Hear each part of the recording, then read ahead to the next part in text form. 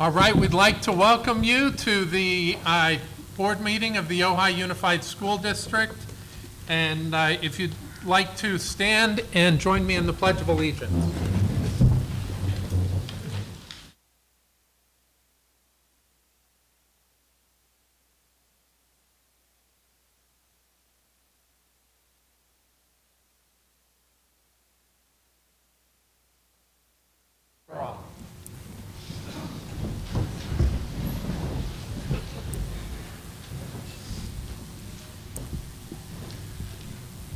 Great, thank you. The first order of business is just to report on our closed session.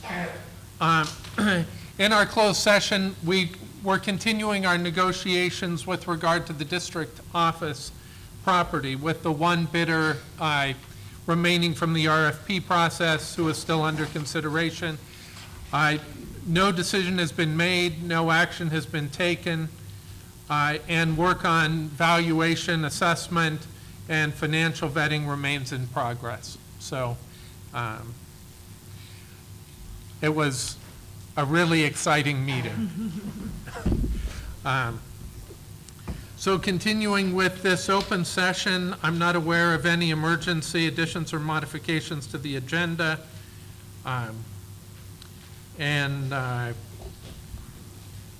If there are any, I don't think so. Then I would ask for a motion to approve the agenda as it is. I'll move to approve. I'll second. All in favor? Aye. Aye. That's unanimous. And so now we get to move on to a very exciting and important part of the meeting. And this is our annual organization meeting for the school board.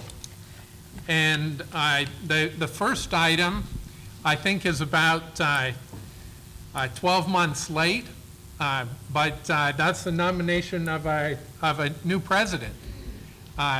And I would like to nominate Shelley Griffin as the new president of the school board.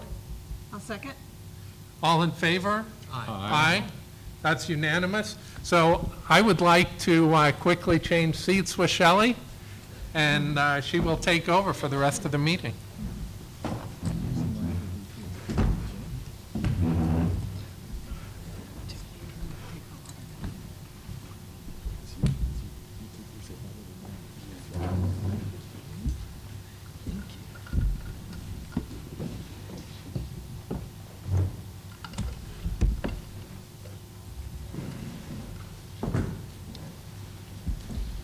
Good evening, all. Pardon? You have to move it forward. You can't hear me? The name tags. Oh, the name tags. I can be faint.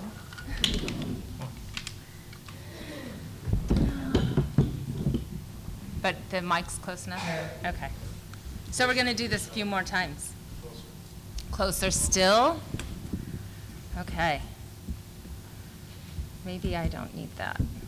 Yeah. So the next item is the election of our vice president for the board. Do I hear any nominations for I will that? nominate Jane Weil. Seconds? I'll second that. Great. All in favor? Aye. Aye. So we now officially have a new VP. Oh, and we're not going to move all No, around. we're not. Great. And that brings us to the election of the board clerk. I nominate Kevin Ruff. Second. All in favor? Aye. Aye. That passes unanimously. Thank you. So we officially have a new slate on our board. The next item is the school board representative certification for the Ventura County Nominating Committee. So do we now discuss this? Michael, you had served the last 2 years. I don't know if you're ready to give it up, or since you're not in the same location. Yeah, we didn't actually have anything that we had to, I'm willing to do it since you're now, yeah, unless you want to This may remain. actually be more work now, since many districts are going to trustee area elections, so I actually think upcoming there will be some Okay. work in this particular area. Just I will nominate Jane for the position of school board representative to the Ventura County Nominating Committee on School District Organization. I'll second that. All in favor? Aye. Aye. Great, thank you, Jane. We appreciate it. And the approval of the minutes. Do we have a motion to approve the minutes of November 20th, 2019? I'll move to approve. Second. All in favor? Aye. Aye. Great. We now get to announce our OUSD Value Award for, is this the Nordoff Diversity Inclusion Ambassadors? So I'd like to invite Principal Munson to the stage, and he will introduce all of our award winners for tonight. Hi, good evening. Thank you to Dr. Morse, Dr. Knox, and the Ojai Unified School Board for providing these opportunities to recognize and honor our students. It's my pleasure to present this month's Value Award, not to one student, but to an entire group of Nordoff students, the Diversity Inclusion Ambassadors. Led by advisors Evan Elder, Denise Rimpa, Scott Lang, and Alicia Hicks, this 70-plus member club combines general education and special education students in an atmosphere of learning about each other's differences, developing better communication skills and social skills, and ensuring that every ranger feels welcome and included on our campus, regardless of their background. Our general education students spent the first part of the year learning how to interact and communicate with exceptional needs students. These students then began to work together on projects and fine-tune their communication and social skills. As advisor Evan Elder recently shared with me, this club provides structured time to learn important unstructured skills that make his students feel included on campus like any other student. Advisor Alicia Hicks added, her students are better recognized and acknowledged on campus because the uncertainty how to interact with some of her students who have limited verbal capabilities has been replaced with specific skills and strategies thanks to this club. Advisor Denise Rimpa shared the club's upcoming events include participation in the Special Olympics and a night to remember prom at the Ventura Fairgrounds. We're very proud of our Rangers for breaking down barriers and creating a more inclusive campus culture. We have several ambassadors present here tonight who are willing to answer any questions you might have for them, and one in particular, Juliet Ruiz, has volunteered to speak on behalf of her club. But before she does that, I'd like to recognize the other members who are here. Mercy Ariano, Carla Rodas, Jenna Carlson, Chelsea Munoz, and Ella Grigsby. So please welcome to the podium Juliet Ruiz.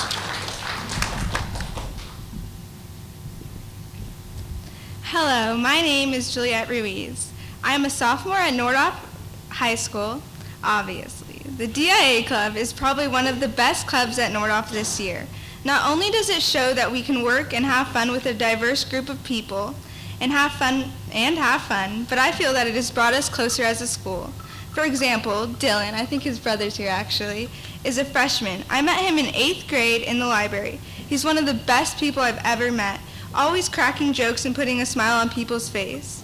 I stopped seeing Dylan every day because we went to different schools for 1 year. But with this club, it gives us the extra time to spend time together and make some of the best friendships. With that being said, do you guys have any questions for us? I don't have a question, but I just want to say congratulations and thank you so much for starting this club, for keeping it going, for joining it. I know your lives are busy, so it's really an amazing feat. Thank you.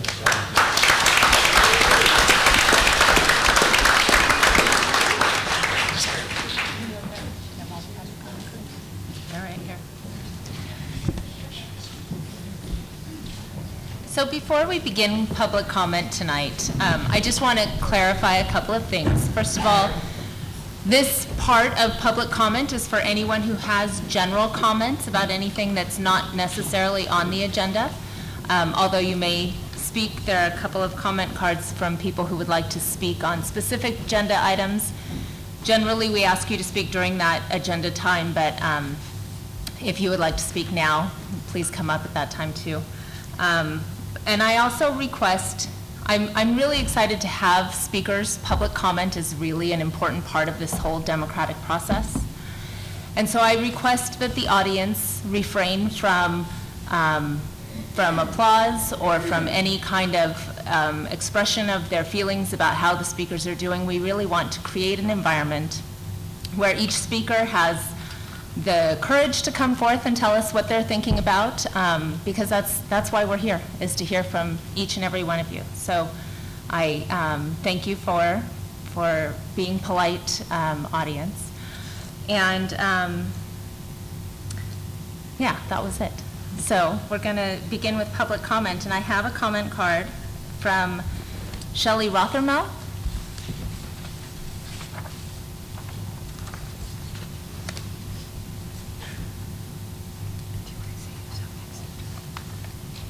After Shelley will be Andra Belknap.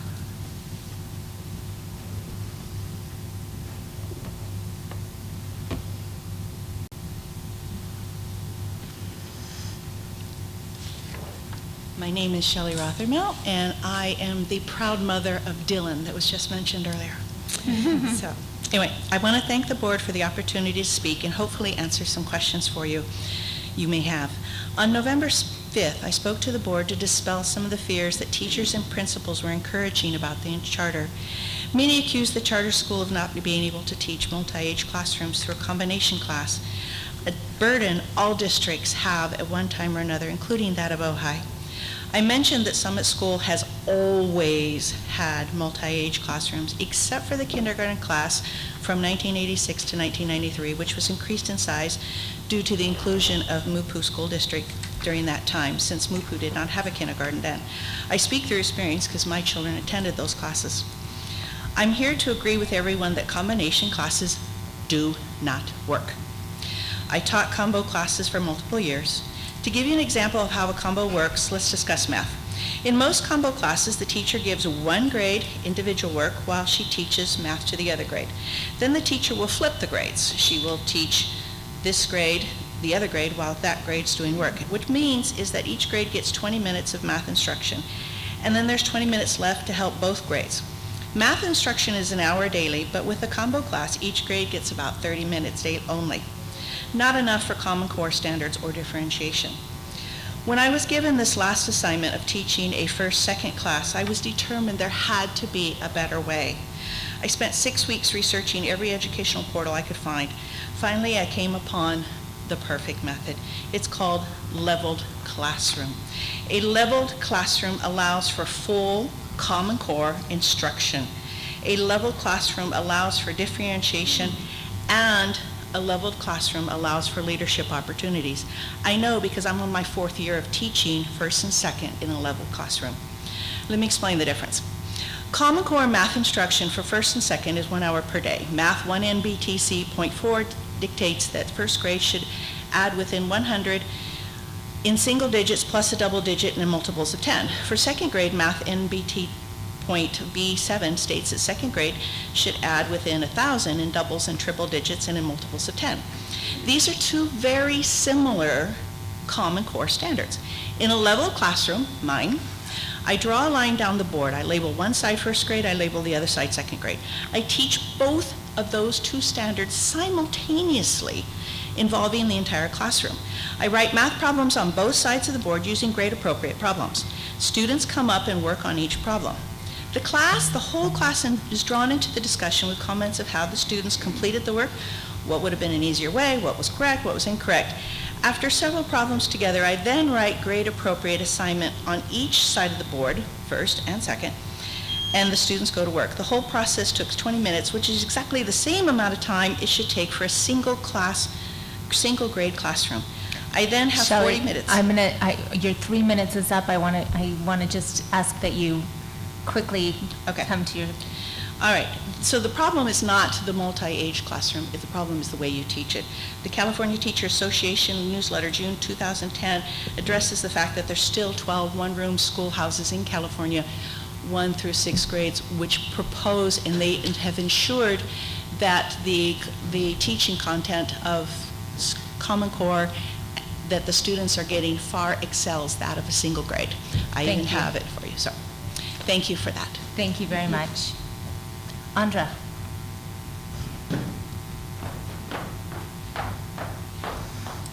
Hi, everyone. My name is Andra Belknap.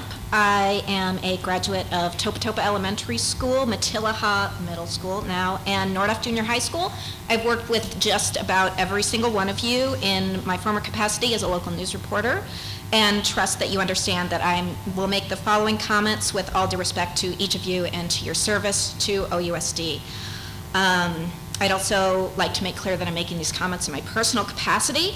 I personally believe that it is inappropriate for someone facing federal campaign finance charges to be entrusted with our multi-million-dollar and extraordinarily tight district budget. Of course, each of us is entitled to the presumption of innocence until proven guilty, and Mr. Whipple's indictment may indeed be nothing more than a case of poor judgment. Still, the board has a fiduciary duty to its students and the broader community, and a federal indictment does not inspire confidence.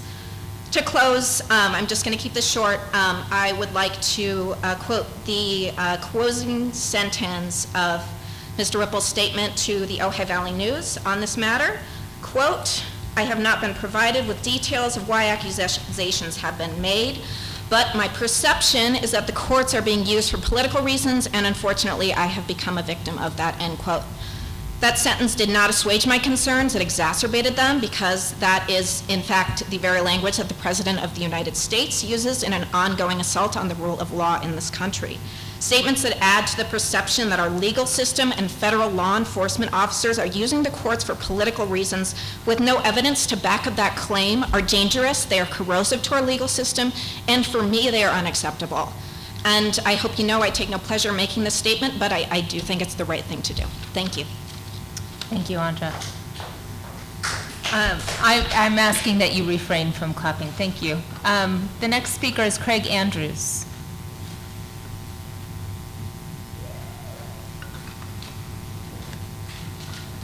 And after that will be Steve Weed. Good evening. First, I commend the board for closing Summit a couple years ago. The mathematics of the situation did not lie. There simply was not the enrollment anymore to enable offering the sort of sound education the district wants to provide. I shall further commend the board for denying the wrong-headed, selfish petition for a new charter up there. Those of us who oppose the proposed charter shall continue the fight all the way to Sacramento. The petition, despite its glossy presentation, can't hide its ill feelings toward the district. Toward the end of its introductory history of Summit, the petition voices a slew of nasty-sounding assertions about the district's handling of Summit in recent years. The economic crash of 11 years ago and the massive cuts the state made to K-12 funding seemed lost upon the petition's authors. I had to laugh at the implication that somehow if Summit had only been managed by the folks behind the petition, it would have weathered the storm better. Out of context, and thus deceptively, the petition authors disparaged steps the district felt it had to take during those tough times and the aftermath, effectively demonizing the district in the opening pages of their document. If you had signed to enroll your child into the charter, you have signed to wound the district, a core institution of our community, through the dual-pronged financial hit of taking away enrollment and costing from $400,000 to over $1 million in unreimbursed costs. The charter can and would require the district to provide expensive special education services, but the district will not receive offsetting ADA funding, which would all go to the Summit charter. You will have signed to gamble on to what is essentially a business venture by several of the petitioners. These educational entrepreneurs are out for themselves only, don't be fooled. And if they cared at all for the larger Ojai Valley, they would not be petitioning for the charter. The things the charter wants to do, Ojai Unified pretty much already does. Our classrooms serve all students, including those with learning disabilities, those with emotional issues, and those gifted students as well. To the petition's predictions, and it is mostly just a proposal full of predictions, I'll add my own. If it starts up, the charter will not succeed. Rather, it will languish amid the dreams of its founders, who sought to make income streams for themselves. Its test scores will be unremarkable. The hordes of enrollees projected will not materialize. The school will be a disappointment after damaging the district's coffers. There's just as much evidence for my predictions as there is for most of the petitioners. Thank you. Thank you. Steve Weed?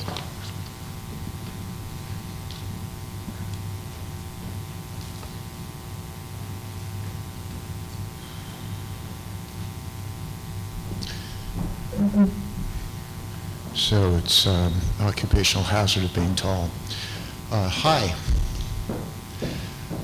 So, true to form, I just want to point out a couple of good things that I've noticed in the past month or so in our district. We live in a different home, so we travel a different way to drop off the kids. And Miramonte has a crossing guard that's new to the district this year. She spends time talking to the kids as they cross the streets. She talks with the parents as they cross the streets. And she waves to all of the drivers as they go by. Now, you can't clone that, but you need to be aware that there are always good things happening in our district. And much to my chagrin, we've weathered the storm with the new influx of students at Matilaha. I was concerned about that when I went there the first couple of days, and no one's been killed on their bicycle, fortunately. Our family knows that family for 8 years now, and, well, anyway, I'll forego that. And surprisingly, there are a number of people that head towards Ventura each morning at the rush hour to drop kids off there that will actually stop when the light is red by Vaughn's and wait for 5, 6, 15 people to turn left to get into that side street. So there are good things that happen in this community. I don't really have the liberty of staying for the rest of the meeting, although I'd love to. I do want to say two things that I think are important as you consider the eminent summit proposal in front of you. The first thing, and probably the major thing, is that for as long as I've been in Ojai, I have realized that for a number of different valid reasons, people tend to silo when they're given responsibility in this community. That's exactly the wrong way to remedy the enrollment issue and the related concerns about finances. And this is an old song for me. It's same song, 7th verse. But to the extent that you can work with the city and the other major economic factors in this community to bring more people who would be amenable to public schooling into the valley, the easier everybody's job is.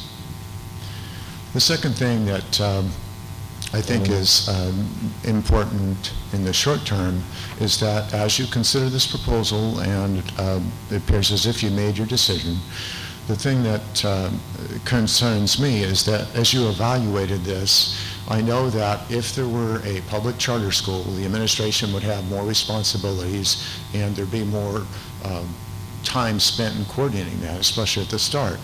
But I also know that there are many resources through VCOE and through other schools that the administration has knowledge of, and that would lessen that significantly. And I really think that for better, for worse, this is somewhat a unique set of circumstances. You have an extremely motivated group of people that so far have carried the brunt of establishing a program, at least guidelines for a program. They're the ones that would continue to do the lion's share of the work in this project. So for what it's worth, thanks for your attention. Thank you. I received 2 other speaker request forms, and it looks like they are for the Summit School, the charter school agenda item. Is that the case? Okay. Just wanted to clarify. It seems like they might have some more coming up right now. We will have an agenda item set for the charter school if you prefer to speak then. It's the first item on the, Okay. Is that, I'm sorry, I have to switch glasses. Jennifer? Is that, and is Jessica the one that needs to speak now? Okay, yes, then Jessica, come on up.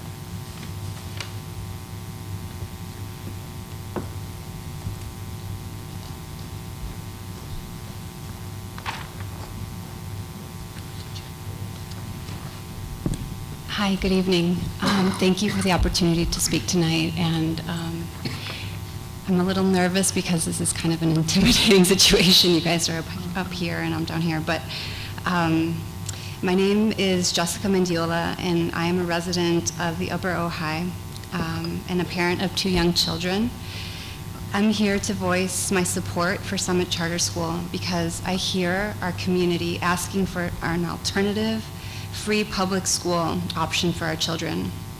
I have a master's degree from Stanford University in International Education Administration and Policy Analysis, and have worked internationally and domestically in public schools with marginalized students and families, and in after-school programs, traditional and non-traditional educational programs.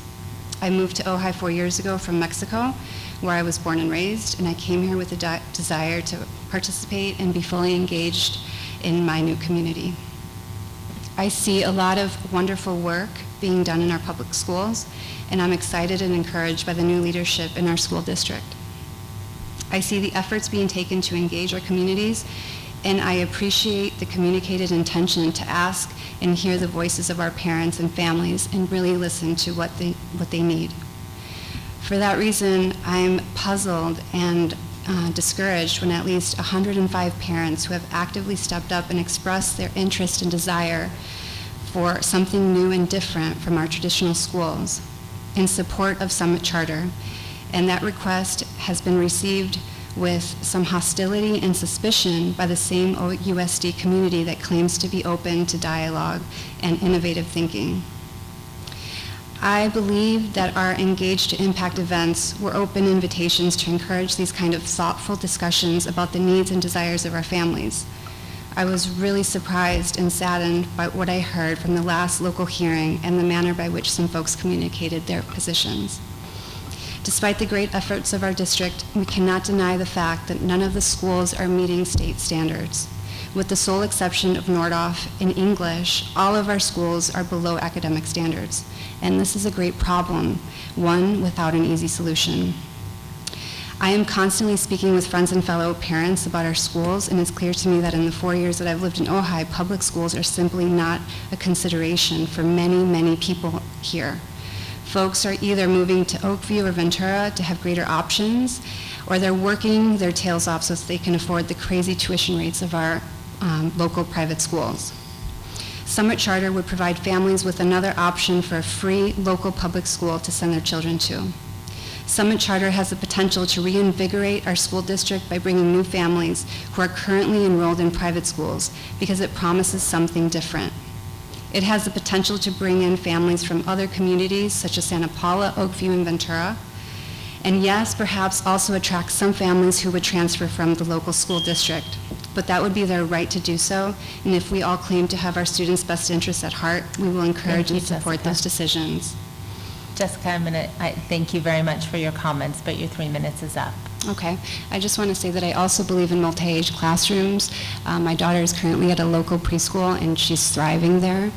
I believe in having Spanish language opportunities for our children.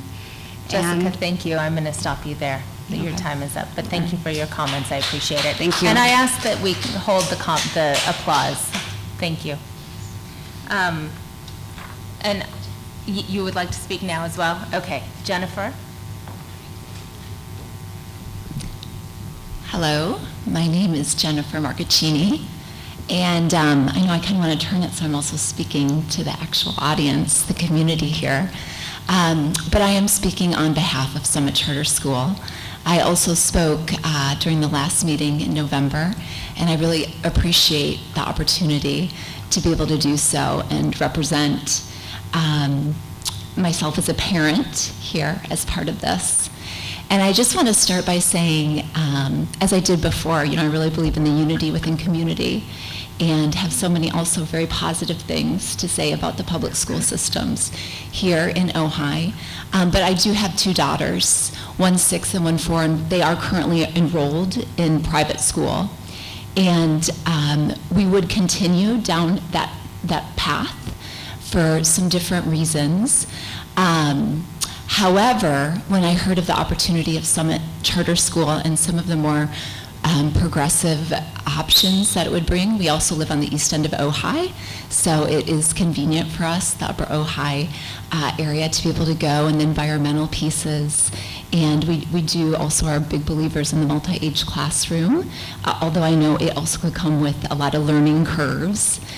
In the last meeting, I talked a lot about, I think there's a certain aspect of faithing it. And I wanted to speak today not really for myself, because candidly, we have the option for private school, my family. We can continue doing that. It's a choice that we can take. But there's so many other families that just want some additional options, and they don't have that choice. And I think in a place like Ojai, that we really have the opportunity to create these choices. I've been very impressed with the board and what they've stood for and their different talents that they've brought this. And as a business person, and as my husband is too, we know that there might be some learning curves, let's say, and some ways about which, when it gets up and started, might be a little bit frustrating or hard or not perfect. But as I said last meeting, we're here to faith it, because we really believe that this is an option for the community. And I just wanted to speak today, and also I know so many families that are currently in private schools that would make this option into the public system. So last time in the meeting, there was so much discussion about funding, and I was sitting there as a parent thinking, where's the question to the parents around what is it that you'd like, what is it you'd want to see? And I just would like to stand and really express not only my purpose of being here to support Summit School, but also to look at this also for those of us that are in private schools. If we are going to make this a funding discussion, you could actually maybe have some more opportunity in the public schools with that funding. Thank you very much, Jennifer. I appreciate your comments. Robin Munson. Hi, everybody. I just wanted to share with the board that last week we had our first community classroom, which was one of our new district initiatives at Miramonte School. And we had 5 parent and community volunteers that brought in some amazing hands-on experiences for our children. And I think there might have just been a post about it shared on Facebook, but it was a really wonderful learning opportunity to watch the kids.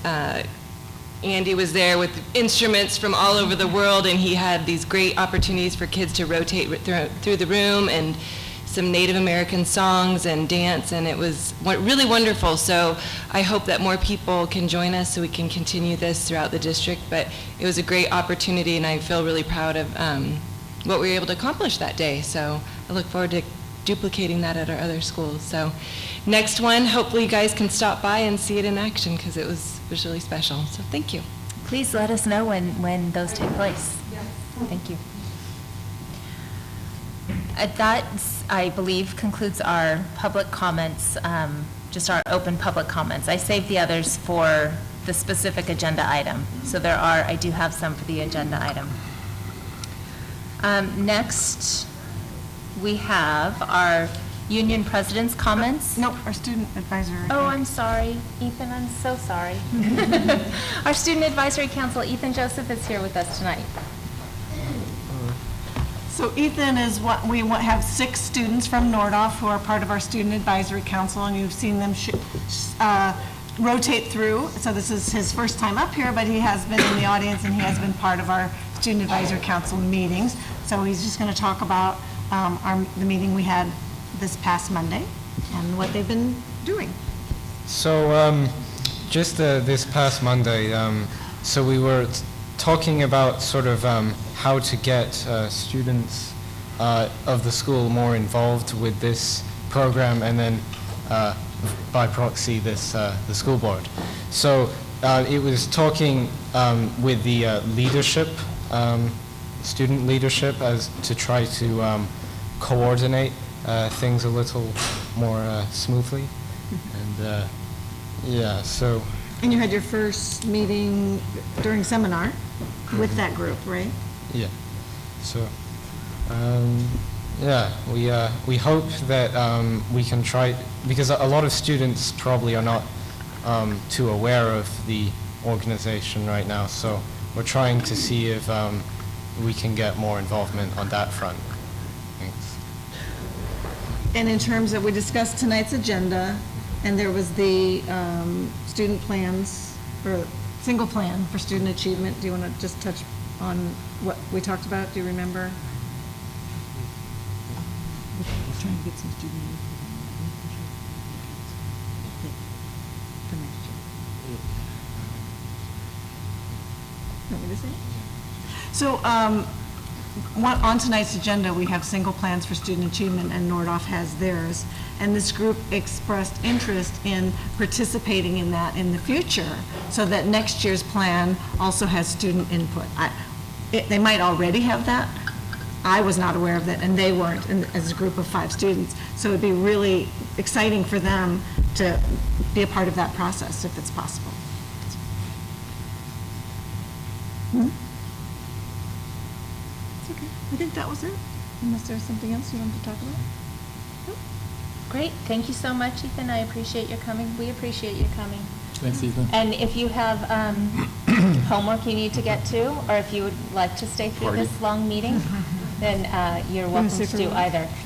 It is Friday night. But there are finals next week. There are, yes.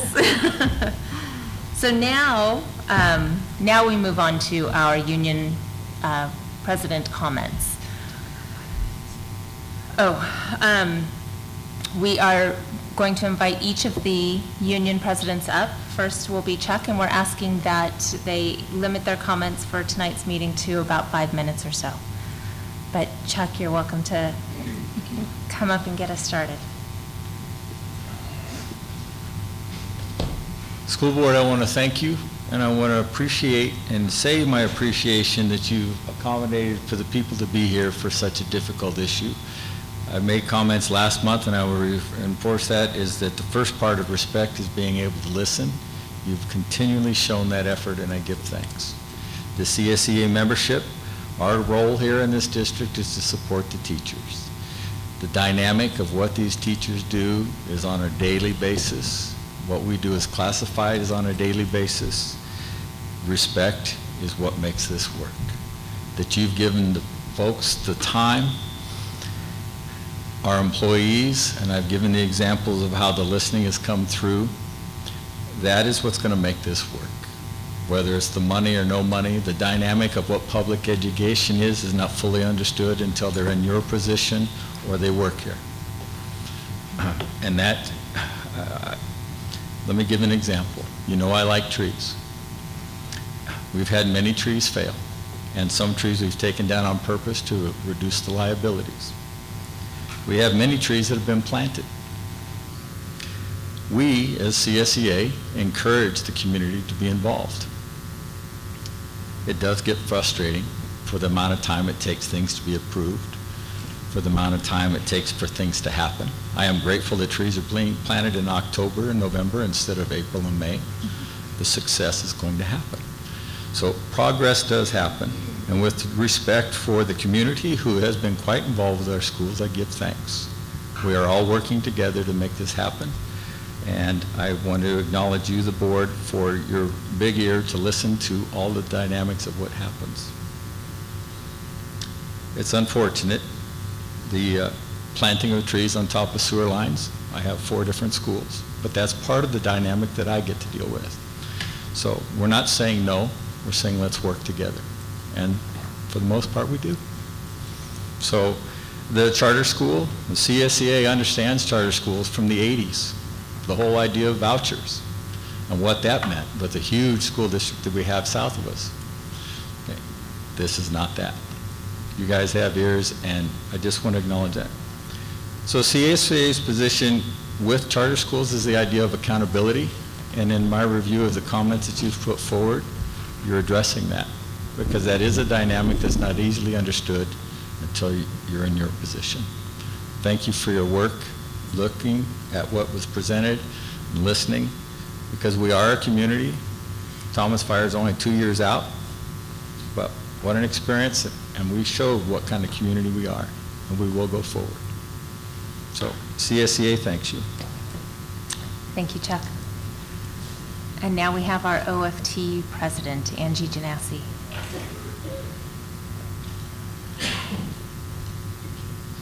I'm really short. Does that work? Can you hear me? Okay. Hello, I am Angie Janassi, the president of Ojai Federation of Teachers. I've been an educator for 31 years and have taught grades TK through 6th. In order to be equitable, I am reading my comments tonight so that I can stay as close to 3 minutes as possible.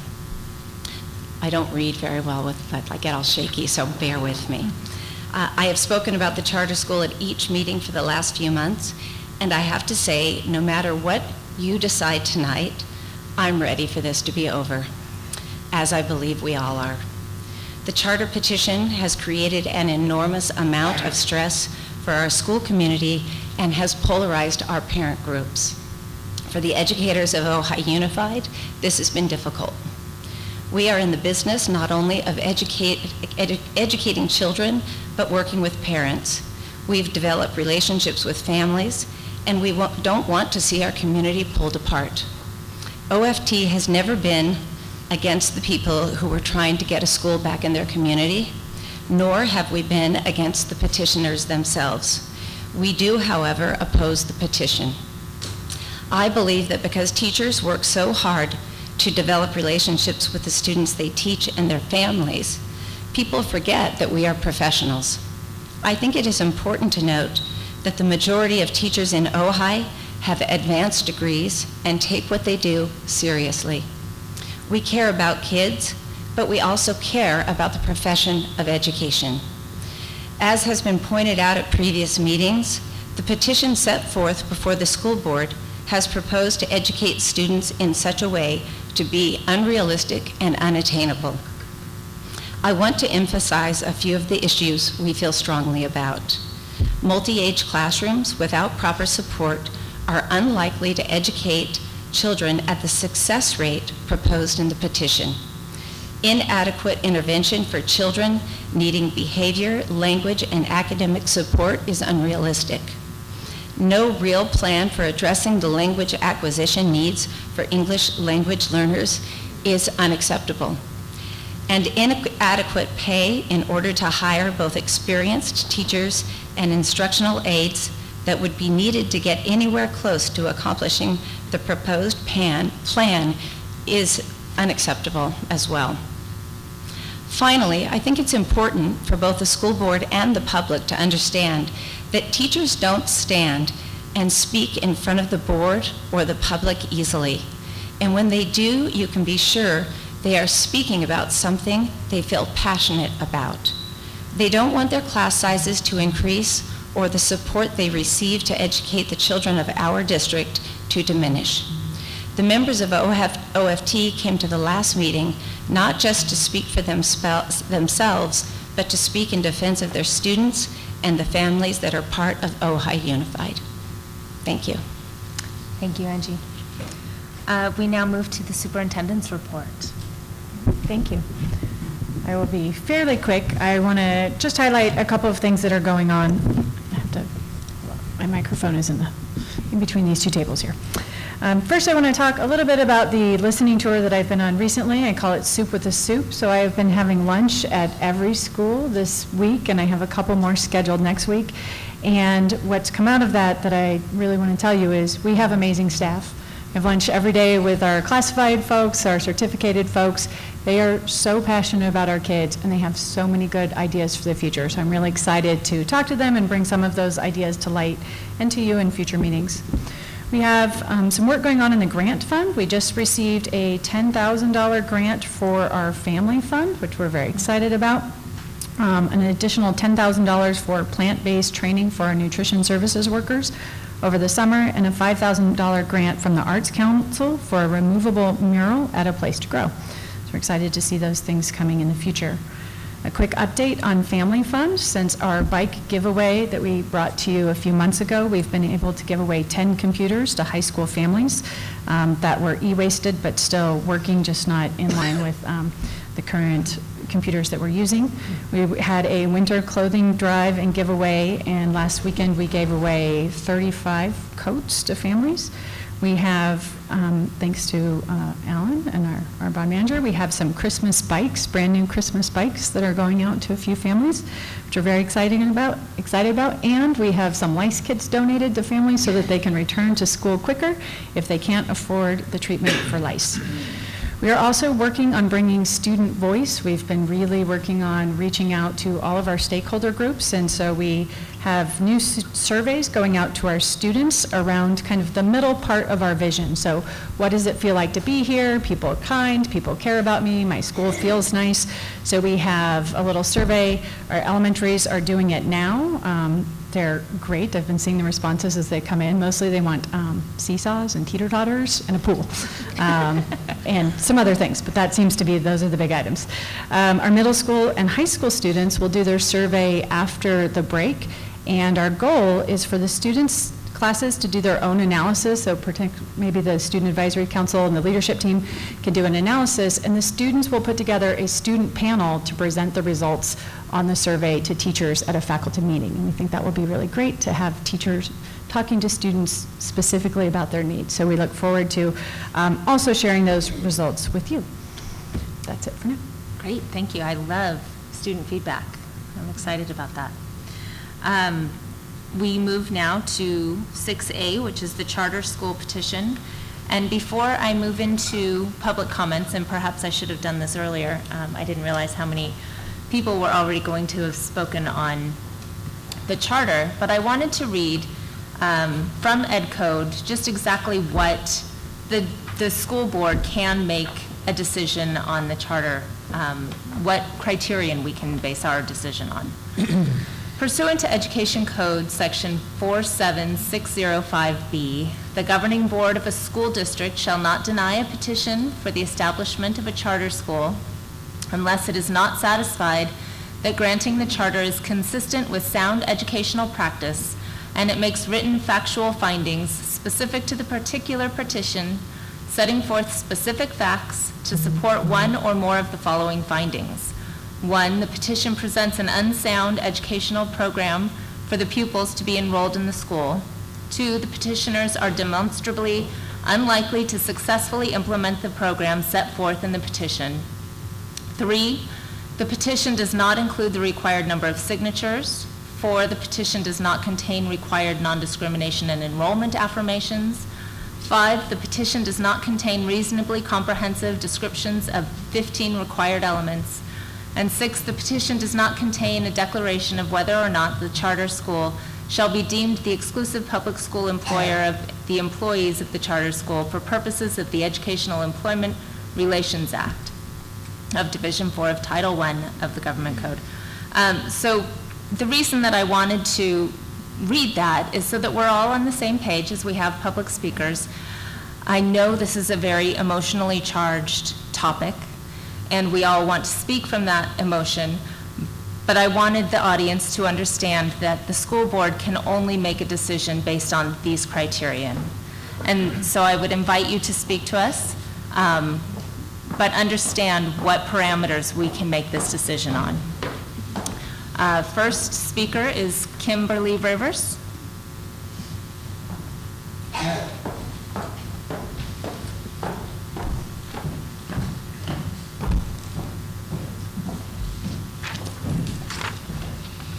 Good evening, board and community. I'm incredibly proud and honored to be here. And just before I go into my scripted comments, I really want to thank the folks that I got to meet and work with. It takes incredible courage to do what we've accomplished. Thank you. So for the record, my name is Kimberly Rivers. I live in Ojai, and I am a member of the Summit Charter Board, and I'm speaking on our behalf right now. We were very disappointed and discouraged by the process the district took during this review. Most of the findings that were presented to us just a couple of days ago required simple clarifications that could have been made if anyone from the staff contacted us anytime over the last 60 days. And to be clear, Summit Charter School did not receive one question from any member of district staff. We really appreciate the board member meetings that we've had recently, and those conversations we felt were great. But the findings, we think, really could have been clarified so that they could have been more accurate, because most of those findings are legally and factually incorrect, including citations to law that did not exist at the time the charter was submitted, some of which that will not even take effect until next summer. We were not provided with the findings with enough time to be able to properly prepare and respond by tonight. And just a reminder that I really appreciate, Chair Griffin, you citing that law. The law also requires the district to, quote, encourage the establishment of charter schools. And we really feel like this process has been the opposite of encouraging. Thank you. Thank you. Nina Newlight, and after that will be Paula Osborne.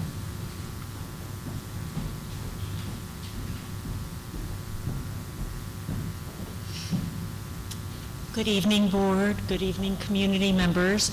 My name is Nina Newlight, and I live in Miners Oaks. I am a proud member of the Summit Charter School Board, and I am responding to the questions that we've received throughout the process about multi-age classrooms and whether or not they are able to provide an educationally sound program. And so what I have here is some data from 2018 and 2019 of schools within California that have chosen to have multi-age classroom designs. And they are meeting and exceeding the state standards according to benchmark data. So I am presenting this to the board. Thank you very much. Thank you, Nina. Paula Osborne. And after that will be Mary Ann Ratcliffe. Good evening, all. In January, I retired as a 23-year elementary and middle school educator, master's in administration, and probably most importantly for this discussion, a National Education Association rep council in 2017, where the issue of charter schools was brought up on the floor for vote. Given that it's the National Education Association, the reports were nationwide on what charter schools can and cannot do. And while I'm speaking extemporaneously tonight, I did not research. I was asked to come tonight by my daughter, who has a child in elementary school here. So 2 points. One is that many charter schools fail within 3 to 5 years. So the original enthusiasm is not necessarily sustaining. And what we look for in education is the sustainability and longevity of the impact that we have on students. So that's number one. Number two is in respect for all of the staff, all the educators. I'm a Ventura Unified educator, but my children were raised here, in fact, taught by Marilyn Smith.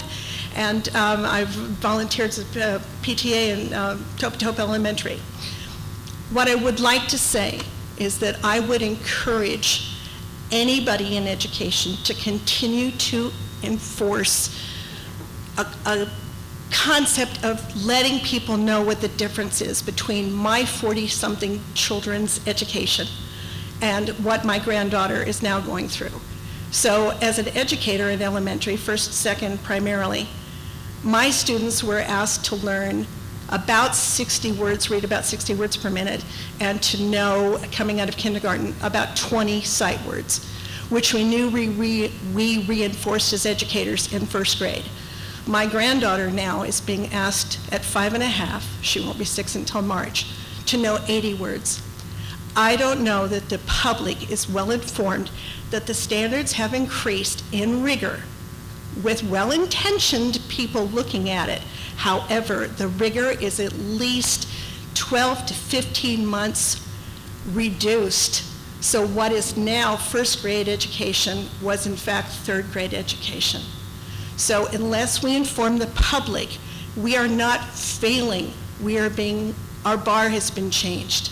And I think it behooves you to inform your communities what those standards are, how they've changed in my 23 years of education, and how they've changed in other educators. Because we're not failing, we're pushing it. It's Sisyphus, we're pushing uphill, and our children are fine, and our educators are teaching. So please inform your community what the shift has been before we say we're failing. Thank you very much. Mary Ann Ratcliffe.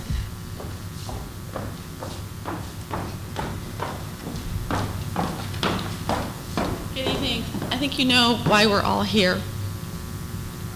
Maybe everybody else here doesn't know why we're all here, but we all know because we've been doing this for a long time. And the reason that we're here is because our kids are still going through, as my daughter is still, an amazing educational program at Ojai Unified. Thank you. Thank you so much. I know how hard you work. And we are so appreciative. And it's because we care so much about Ojai Unified that we're here. We came to ask you, please let us continue to have our children attend Ojai Unified. We want to send our kids to the most amazing teachers who we have the deepest respect, admiration, and affection for. Marilyn Smith, Mrs. Dutter, Mrs. Eck, Mrs. Turpin, Mr. White. We love these people. We see them every single day for over a decade. We asked you to continue to have faith in your constituents, in the parents who are so dedicated to what you do and so appreciative of what you do. We asked you, please, give us a bridge year after a devastating fire that Upper Ojai was the epicenter of. Please allow us to demonstrate to you how special Summit is and how there are some issues in the district's policies in the past. Suspending district of choice, yes, a fact. Suspending interdistrict transfers, a fact. Kevin, you have those documents in front of you. I wanted to look at them. That's a fact. Those aren't made up things. They're factual because we live them every single day. We just wanted to help with the policies. And you said no, and we said, okay, well, we could do a magnet school, we could do this. And you said, The Field of Dreams is a movie. You said, the kids just aren't there. We said, gosh, we know they are because people, our neighbors, care as much about Ojai Unified as we do, so we know they're there. And so a tremendous effort went in to creating a program that you guys said, show us the drivers. The drivers are right here. We are right here. You asked for us. You said, keep pushing that ball up. Show us. You said, show us. We said, okay, here we are. Wouldn't it be great? Wouldn't it be great right now, instead of we're wasting all of this time, if all of this energy and effort went into making the most amazing Ojai Unified School there? And the irony is that we're fighting for a public education when the school district, and everyone should understand this, is working toward having a private vendor occupy, use that site that we want for a free public education with you as an Ojai Unified School, as a magnet school, whatever it takes, or with you if you guys can't do that, if it's not acceptable to you, as a charter school. Thank you so much. Thank you. Marianne, I just want to say, Marianne, you gave me, I just got that a folder. I didn't know you wanted me to look at it right now, so okay. You had just raised the issue that the I know, I understand. that interdistrict transfers had never been suspended, and those are the documents that they are. Okay. I wasn't ignoring it. I just didn't know. Okay. I believe that's all of the public comments for this item, and so we will have a staff report at this time. So tonight, before you, board, you have the final decision on this charter school that will be made by this board on the Summit Charter School petition. I want to review the process with you so far. The petition was submitted to you on October 16th. Staff has spent significant time meeting with the petitioners and/or their board I have met with them myself on at least 4 occasions. They have also met with Dr. Knox, and they have met with Rebecca Kirkland, our Director of Special Education, and I know they've met with all of you individually, some of you multiple times. During this time, we held a public hearing in November in which the petitioners presented their case, and the board spent significant time, again, asking questions. Multiple staff members spent many, many hours preparing the resolution before you. We present to you many operational, fiscal, and academic issues, but we do not have any further questions of the petitioners at this time. Staff recommendation is to deny the approval of Summit Charter School based on the deficiencies outlined in the resolution before you. If this board denies the petition, the petitioners may choose to appeal to the Ventura County Board of Education, in which case their staff will conduct a new review of the petition and their board will hold a public hearing, most likely on February 24th with a final decision on March 23rd. Their dates for 2020 aren't set either, but I believe those would be the dates. So that is the process before you, and I am available if you have any questions to ask. So now we have board discussion. Well, I would just like to say I very much appreciate all the input we've received. You know, there are some items that we hear very little about. This item, we've heard from many, many people, both in the public meetings and also individual emails, and I really appreciate that. I think it's great when, as a community, we can discuss topics and help each other learn.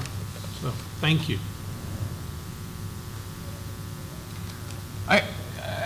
First, I want to thank all of the people who are supporting the petition. During the course of the vetting of the petition, I got to know a lot of you, some of whom I'd never met, and your passion for this is obvious, and your commitment to it is obvious, and I think any educator, anyone who cares about kids has to care about that, and it's appreciated. But I will say that what I have learned in this process is how hard it is to start a public school. From my perception, you know, in the course of the conversations, and I met several times with the petitioners, met with other people. I know there was some discussion about whether we could meet again very recently, and I said I wouldn't because I felt at that point that we had heard enough from people on both sides that I would want both sides to have that opportunity. But I'll say that we heard from lots of people who said that they just are not and will not consider Ojai public schools writ large, that they are private school people, but that this opportunity is something that they really wanted for their families. And I think when you look at the resolution and look at all the work that was done by staff, what you see is what has come into conflict is the very hard thing of putting together a public school, because a public school, a big public school or a small public school, has to take all comers.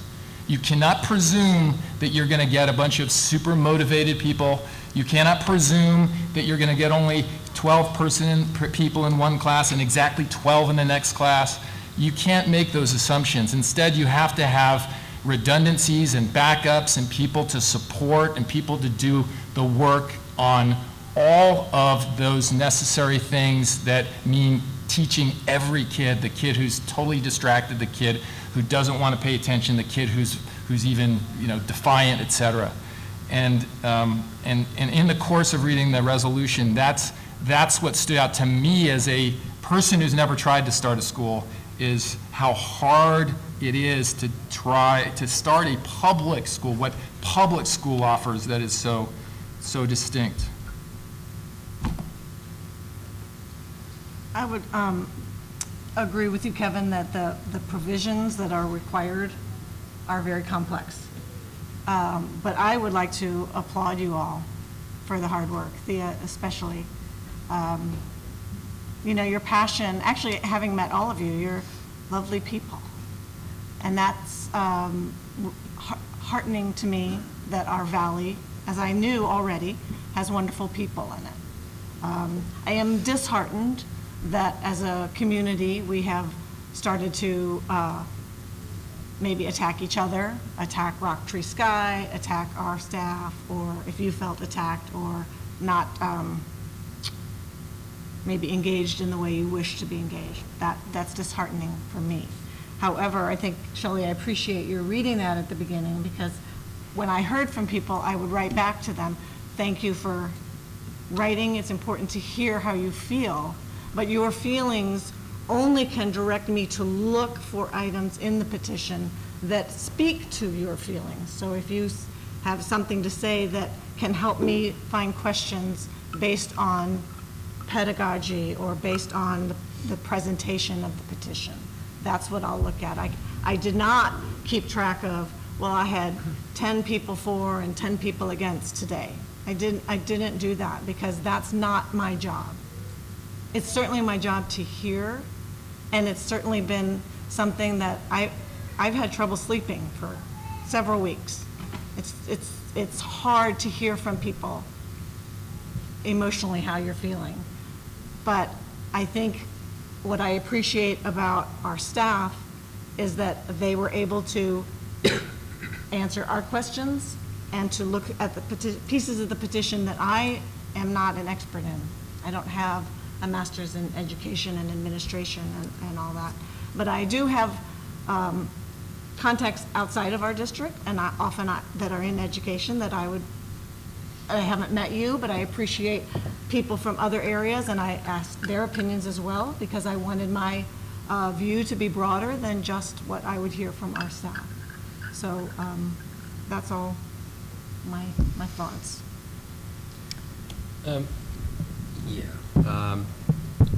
I want to echo a little bit about what Jane said in terms of some of the intimations here of sort of bad faith and some other kinds of motivations attributed to the folks who are pushing, who are supporting the charter.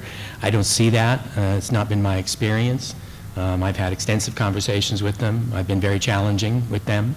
They've been very professional and cordial in their responses. I don't have any, actually, you know, they're good people, right? I think everybody here in this room on either side of the issue cares more about our kids than anything else. So I think in one sense, this conversation, as difficult and as emotional as it is a healthy conversation, because we're all talking about our kids. And that I'm really proud of. And so I don't see bad faith anywhere. What I see is technical lawyers' letters, which sometimes get written in harsh clinical terms, and I see a lot of emotional responses. But I don't see bad faith. I don't see anybody lining their pockets. Having said that, I'm an academic administrator. I'm not an expert in charter schools, and so I kind of have to look to the experts for their opinions. I think staff has done a really good job in their evaluation of the petition, but I'm comforted by the fact that it was reviewed by a law firm with which I am very familiar and whom I find to be extraordinarily competent. And so when I see that the opinions have been validated by outside counsel, who really has nothing to gain one way or the other, I have a little bit more confidence in what's put in front of us. I understand it's not the end of the conversation, but as we've said before, you know, we have to work with what's in front of us and what's in our petition. At least that's how I feel about it. And so that's kind of where I'm going. But I have to echo what's been said on this board. I admire the people who've been pushing this. I admire their tenacity. I admire their passion and their dedication. And I wish we could give everybody everything that they want. I really do. But we can't, right? We have to make some hard decisions. And so that's where we'll be going tonight. I think it's important, I don't know what you just said, but something made me think, wait a minute. I want to focus back, oh, maybe it was, you know, we wish we could give everybody, you know, but I pull away from that because I'm looking at the educational program and whether that feels sound or unsound to me. And then I look at the recommendations of staff and and then I can look at their particular lists and kind of re-examine that myself. So I'll disagree with that one statement of wishing that we could give everybody what they want, because I really want to focus on what the petition has said and what it's attempting to do and what I feel is possible to do based on the budget that is enclosed in there. And that's where I will be focusing my decision. And I will just follow up and say largely the same thing, that I am very impressed with the work that has gone into this petition and have taken it very seriously. And while I hear comments about the process that we've taken, I really do feel that we have done due diligence in this process. I know staff has spent hours combing over everything, and when their resolution came out, I spent hours going over the findings to really understand them and dig into them, and I know my fellow board members have done the same. So at this time, I am looking for a motion to approve the request for denial of charter petition for Summit Charter School and the adoption of resolution number 1920-14, effectuating that action. Do we have a motion? I'll move to approve. I'll move to approve a denial of, is that? Yes. Do I hear a second? I'll second. I'm going to take a roll call vote. So Jane? Yes. Thane? Aye. Shelley? Aye. Kevin? Aye. Michael? Aye. That passes unanimously. We are now ready to move into, yeah, I can't read the clock from here. All right. I think we are going to take a quick 10-minute break. We'll reconvene at 7 o'clock. All right, I believe we are ready to bring this meeting back to order. So we are now on item 7A, which is the review of California School Dashboard and California Assessment of Student Performance and Progress, which commonly known as CASP test scores, which I believe will be coming to us from Cheryl and Tiffany. Correct. So I'll give a little introduction. So tonight we have the results of the California School Dashboard. Cheryl will be presenting. These were just released to the public yesterday, so this is kind of a short notice. I think we're the only board in the county that has a one-day turnaround on our presentation from the results, but most people aren't meeting on Friday nights. So overall, we have some positive news that I will let Cheryl share, and I want to be clear, do still have some work to do, and that will be part of the process. And Cheryl will share some of the things we're undertaking, and then we are working very closely with our stakeholders on additional measures that we can take. We're just talking about it at lunch today, and we will continue to have these conversations with our staff every chance we get. Okay, so just for our community members who might be watching or watching the video later, making sure that everybody is familiar with what CASP is, the accountability system. And primarily, students take the SBAC, that's the majority of the accountability system is wrapped around the SBAC, Smarter Balance Test, that 3rd through 8th grade students and 11th grade students take in English, language arts, and math. In addition to that test, though, we do also have the LPAC for English learners, as well as the alternative assessment for students with severe special needs, and then also the science test. But primarily today's results and the things we'll talk about are wrapped around the ELA and the math. The dashboard is a more complete accountability system. That is what was released yesterday. CASP data, at least the SBAC data, was released back in October, so a lot of you might have seen that already. But the dashboard has several indicators that we look at as a measurement of how we're doing in our district. And the big shift with the dashboard now is that schools are held accountable for things beyond academics, which primarily the previous accountability system solely focused, or for the most part focused on academics. But now things like Chronic absenteeism really matter in the new accountability system, suspension rates, college and career indicator, that sort of thing. So that's going to be representative in the dashboard data that you're going to see today. Let me follow along here on mine so I don't have to look back. As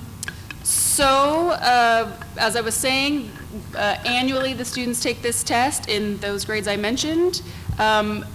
One important thing about the CASP test is that parents are able to get a printout of their individual students. So not only is it a system that helps us look at all of our students and is a measurement of our success as educators and a place for us to look for areas of growth and need in our district, but it's also an area of communication for parents to individually see how their students did on the test.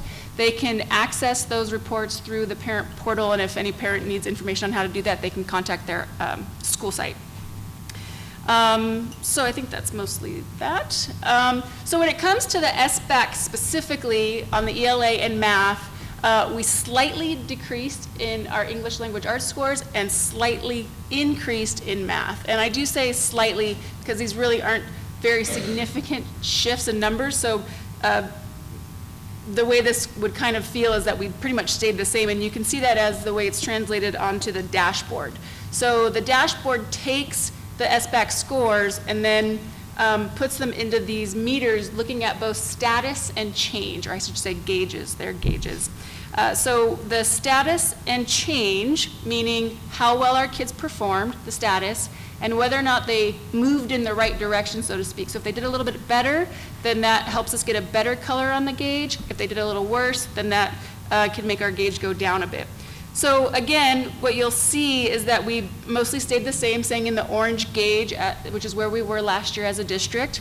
However, what is notable to look at is the bottom where you see the different gauge colors and you see our student groups. Last year we had a student group. It was our students with disabilities in the red. So you'll see a 1 that represents that group. We moved them out in the 2019 data. They're out. We have 0 student groups falling in that red category, which is important for districts.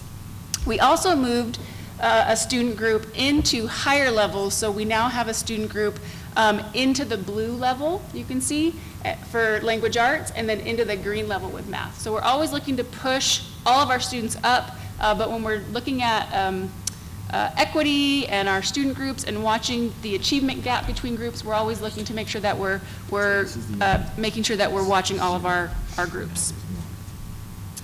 All right, so how did we do? Cheryl? Yeah. Just a question on the equity group. Is that like a more granular look at the overall score? By group, right? Yes, their overall district group. Yeah, there's socioeconomically disadvantaged, there's students with disabilities, students with 2 or more races, Hispanic. Those would be the groups that would be represented in those numbers. Okay, got it. Yeah. Thank you. So this next slide looks at, I'm sorry, a little bit about the dashboard. Am I missing this one in mine? Okay, can I follow, sorry, I Yeah, just want to understand these groups. So we don't know, we just know we have a total of like 7 groups, is that? Yep. Okay, got it. So- Statistically So we don't know which significant group is groups. in which category. We do. just know- If we had okay. the dashboard up right now, Yeah. I'd be able to click that spot that says view more details. Got it. And I'd be able to show you specifically. But I know specifically it's our students with disabilities that moved out, and I know it's our student group of 2 or more races that are the ones that we moved up into the higher levels. Got it, thanks. So, yeah. All right, so I'm going to go to chronic absenteeism.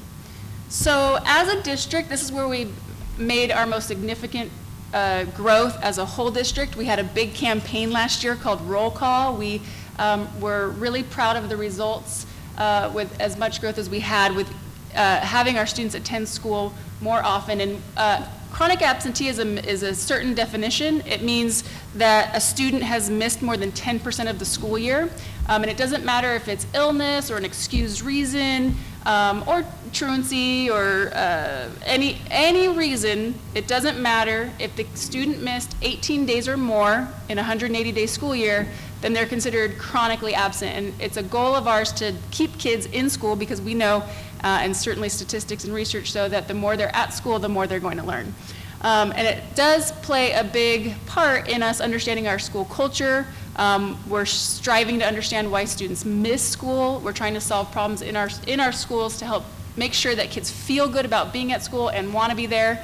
And so through other practices, including the roll call campaign, starting restorative justice and tinkering a little bit with social and emotional learning curriculum last year. It's, of course, fully implemented this year in K through 8. But those were our initiatives to try to really work on this particular metric, this indicator, and so we are very proud of these results going from orange to green as a district. And I want to talk a little bit about San Antonio. So, thank you. At San Antonio, we have many farms, and we have a parent contingent that is very worried about the effects of pesticides and spraying. Even though there's no application within a quarter mile of the school between the hours and 8 and 5 or when children are present, they feel that there's significant drift and that is not adequate, and so they're working with the Ag Commissioner, the Department of Pesticide Regulations. I'm working on that. We're trying to see if we can get a monitoring station, but there are several families, many families that keep their students home from school when they feel like there's pesticide applications anywhere on that road. So that's a part answer to the absenteeism? I think so, yes. We can ask Robin. Our principals are here to answer any questions. Actually, the year before we had very low, I think we were at 3% absenteeism, and last year it went up to 5%, so because we moved in the wrong direction, even though we have very low absenteeism, we went the wrong way. Right. So that took us from... It's the delta that they show, and now I remember that. And I would anticipate this potentially could be a continuing issue at San Antonio in the future until we can come to some kind of collaborative solution around the orchards. Is there any amount of absenteeism that in the profession is considered sort of normal or good versus, what's the percentage? I mean, I know you'd say 0, but. I'm not sure if Marilyn knows, but we could look. There are these things called 5x5 charts that kind of tell you the thresholds that they consider kind of perfect. I think it might be under 5%. So you would have to stay under 5% and either maintain or decrease to stay in that top bracket. But again, if you're at 5% and then you move in the wrong direction, then that's going to really hurt your color on the gauge. The other thing to note about the dashboard is the dashboard is just the K-8 schools. It does not include our high schools. Right. High schools do not have a chronic absenteeism indicator. And at San Antonio, it's just a few kids, right? So the smaller our schools, the more impact a couple of kids have on the overall, all of the gauges, really. Correct. This is sort of a sidebar question, but I mean, given the sort of the distortion that the direction, the movement component throws into these things, because it really kind of is almost mislabeling, right? Yeah. I mean, if sub 5% is a acceptable expected level of absenteeism, but you went down to that, then all of a sudden we're in trouble. Is there any conversations about rationalizing that as we go forward, or am I just dreaming? This is the new improved system from the state. So, no. Right. Yeah. The only where that there actually is some rational improvement is around the college and career indicator, which they continue to kind of tinker with. And then our alternative ed, they're continuing to kind of refine the cohort data and the graduation, all of those kinds of things. So there is tinkering, but not on this part at this time, I believe. Well, and I guess that means it's incumbent upon us to do the education. And let people know in the public, and I don't know if we have something that explains the dashboard on our website, where the dashboard is, because I don't think that the general public, when they look at this, understands what that orange means and how to dig down to find out what's really happening. I don't Actually, know what the what might solution help, is. and I guess they could go straight to the dashboard, though. It's not just our website. Right. Mhm. But I know when we're looking at certain models of things, it helps to know what is the norm. So Right. we're at 5, what is the norm? The norm is 5. Oh, okay, so even though it's orange, it's a normal. Maybe the colors should be more based on that, but. Well, we'll petition the state, right? Sounds good. Okay. And I just wanted to point out, by the way, Matilaha, their improvement from red to green was really good. Red to That's- green. Yeah, That's that was a big amazing. jump. That's right. So Well done. kudos to you. Yep. Call and say, if you don't come to school, I'm gonna beat you up. Javier made a lot of personal phone calls. Okay. So next we'll move on to suspension rate.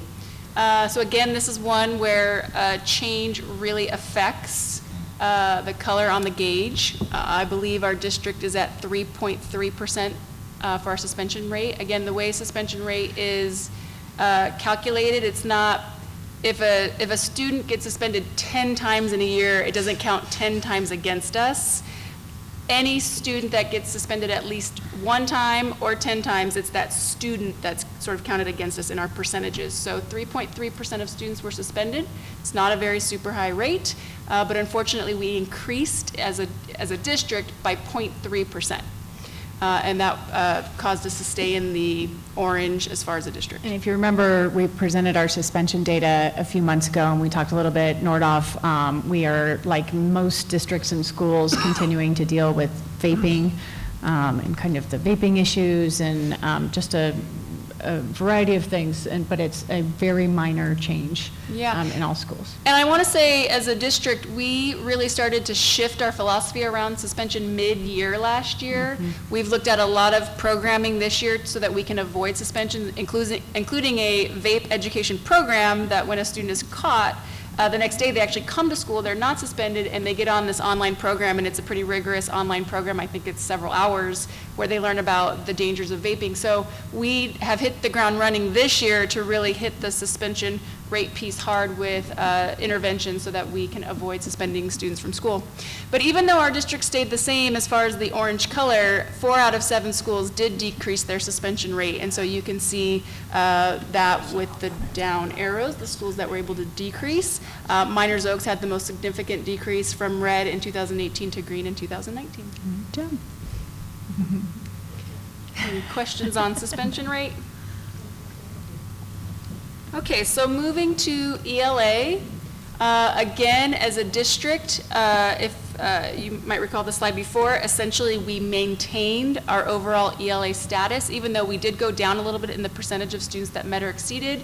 In essence, the significance of that is essentially maintaining.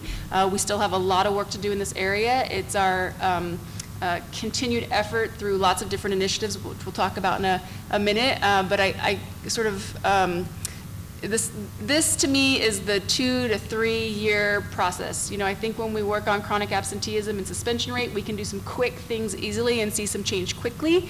This is the type of change when you're talking about changing academic outcomes. It's really a detailed, long process to change the everyday actions that we do as educators, and so it's a lot of work has been done on it. Unfortunately, it's not showing yet, but we feel that it's going to show very soon.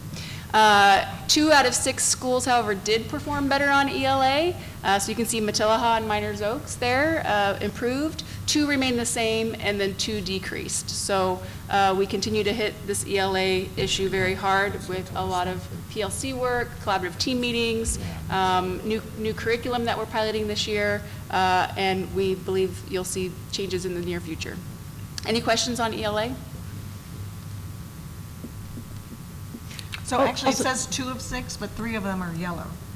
Yeah, so The 2 arrow of 6 shows if increased. they went up. So that means they were so it's the orange gauge. before? It's very I thought that was just a little sophisticated. magnifying. No, Yeah. it shows you the direction that they went. So Matilaha and Miners Oaks were able to move a color. When you see those arrows go up, they move to color. I have a question. Yeah. And it's more maybe for the educator, especially David Nordhoff. I know that there has been talk about, especially as the kids get older, they start to know that this doesn't really matter for them personally, and so there's some idea that maybe they're not trying as hard or putting as much effort in. Is there any idea about that we're addressing, or that you know, do you think it's true?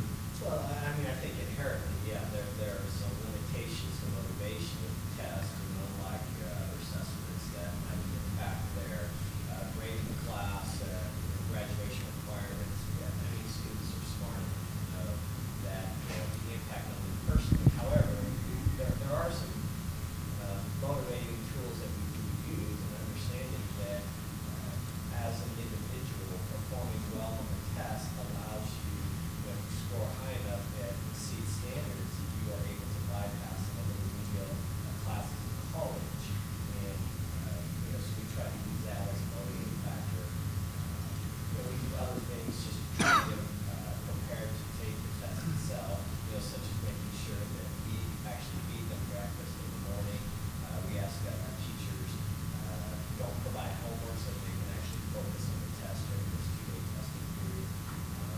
we also try to appeal to the better selves and know that, they're doing this not just for themselves, but for their school, they're doing it for the district, they're doing it for the community. That works for some, doesn't for all. But we try to put the effort into how important it is. Thanks. We actually, Kevin, the Student Advisory Council talked about that, because I asked them what percentage of students they felt took this test seriously or not. And they were asking questions, I don't know, so these numbers came out yesterday, but did the individual ones also come out that late? Or were they? October. So as an example, we were talking about math, and did we vote last year to make 4 years of math a requirement? No, okay. Because I was thinking as an example, if you meet or exceed the standard, when you take the test, you are not required to take the 4th year math or something. So that doesn't work. But something that there is some sort of motivator, maybe it is put on your transcript. So although you might not be motivated to take it when you think, oh, there is going to be some record of this somewhere, it might have more. Then I had one of the students who's taking 4 APs right now. He took an honors science his freshman year, I think, when everyone else was taking geology. This is my interpretation of the story. And the very first part of the science test was on geology, or geography, or something, geology, I think. And so he failed all that because he actually didn't take that class. And then it locked him out because he had gotten too many wrong. So he wasn't able to even answer the rest of the science test. So he is now at a not meeting or exceeding, whereas probably 2/3 of the test he was an AP and honors student. So I'm just wondering if there's other examples where something like that happens, where a student, maybe they skipped algebra or math 2 and went straight to math 3, and it's been a few years since they've taken, and the way the test is working is actually working against their. We've actually spent some time analyzing the test. We did a lot of work with the math department 2 summers ago, and one of the things that we looked at, there's a interim assessment system, kind of a practice test for kids, but the educators can look at it so they can kind of scrutinize what type of questions are being asked. And so even though the test is given in the junior year, the majority of the questions are really around that freshman year level of math, that math 1. And that was actually very helpful, though, because we were able to recognize that and realize that if you're a sophomore or junior in math 2 or math 3, even though you mastered math 1 material, it might have been a while since you've seen it. And so we talked about making sure that our juniors are aware and are reminded, and kind of circling back around to the types of things that will be on the test. And actually, even though motivation might be a factor with high schoolers, Nordhoff is actually doing had the highest outcomes in this last year, especially when it comes to math. They had some significant gains, and this is the only place where we actually have a green gauge. So I think 7 percentage points in the number of students that met or exceeded. So hopefully some of that math discussion really worked, and we were able to implement some of the things we talked about. Again, as a district, we did go up slightly in math, in the area of math, but again, it was not significant enough to change our overall color as a district. However, 3 of our 6 schools did perform better in math. You can see Nordhoff, Matilaha, and Miners Oaks did so. We've spent a lot of time, especially in the elementary area, scrutinizing the math, working with math in our PLC groups, and I think we've really hit this year really strong with using formative assessments to really look at student outcomes and intervene early so that our kids will be ready and prepared for the test this year. We've also added the new curriculum pilot with Levered, which we're very excited about. Choosing a program that we think is really going to target the needs of the most difficult concepts for our students and help with those outcomes as well. And I'll just pause about Levered for a minute. So in my lunchtime conversations, every single elementary school, people talk about Levered, and they all say, they email the trainer to ask questions. How can I get extension activities? What about this data? What about this data? And I'm so excited that our teachers have real live data day to day, and they are very, very engaged on what to do next.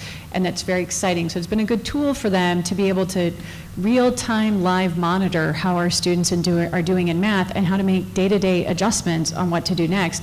And they're doing it, and they're very excited, and our trainer is great. They always say, I email him, and no matter what time of the day, he gets back to me in 5 minutes, which is really helpful because we're a pilot district for them as well. And so we just trained our 5th grade teachers, and they're very, very excited. And so it's great that we're working on these very timely assessments, and we can make adjustments so that we're not just once a year saying, oh, well, you know, we didn't do well, how come? But instead we can monitor. And so we need to work towards that same methodology in English language arts so that we can see how our kids are doing and make real-time adjustments. I would just like to mention that Chaparral is not on here because the number of students that take the test is too low to people are ever looking at it and going, where's our 7th school? Right. Sometimes schools are missing because they're not actually in the indicator. For example, the case of the high school and chronic absenteeism, it's not an indicator for high school. And with alternative schools, they're still trying to determine exactly what kind of measures, because many alternative high schools just really don't fit these indicators as proper accountability pieces. So we're still in the works. But you guys did have a gauge this year at Chaparral, and it was chronic absenteeism, right? Yep, there it is. Yep. On suspension. Oh, suspension, yeah. And you were yellow. There they which are. is great So this is the one indicator that they have, yeah. Okay, so any other thoughts on math? Questions? Okay, so how did our student groups do? So we talked a second ago about student groups when it came specifically to the academic indicators like math and ELA, but the student groups are really important as we look at all the indicators: ELA, mathematics, college and career indicator, chronic absenteeism, graduation rate, and suspension rate. And I am very proud that when you look at the red, there's only one spot where we still have a student group in the red. The rest are all zeros, which is terrific. This is something that the state watches. It's something that our county watches. And when you have student groups in red, too many red indicators, then that's also an area of concern for districts. And so we're proud that we're here. We still have a little bit of work to do in that college and career indicator for that group. That particular indicator is difficult. It takes years because... What is that indicator? So the way you become college and career ready, which is what that indicator is there's lots of different ways you can get there. You have to be a graduate, which most of our students are graduates. You can see that in our graduation rate. If you are a graduate and you also complete A to G, then you're college and career ready. That's one way. If you're a graduate and then you also get a 3 on the ELA and the math, then that's another way that you can be college and career ready. If you complete a pathway for CTE, now remember that takes 2 years, and that's why I'm saying it's hard to change this in 1 year's effort, because if you're trying to put a student in a pathway and help them become a completer, that takes at least 2 years, and then it's that next year's senior class where we're actually going to get that data in our system. So it takes a little while to make this gauge move, but we're looking at all those factors. We're having meetings with different stakeholders at Nordhoff, the teachers, and trying to educate everybody about the different components that help us reach higher levels in that college and career indicator. I want to talk about that one also. Another way is by taking early college credit, so dual enrollment or articulated credit. And we don't have a great system. So one of the things that, obviously, I love CTE, I'm passionate about CTE, and one of the things that we notice is we do not have the capacity to really do a great job at CTE because we have Cheryl. And CTE is time-consuming and lots of course codes and things like that. And so we submitted one grant already to the state. This weekend I'll be working on our second grant for $2 million.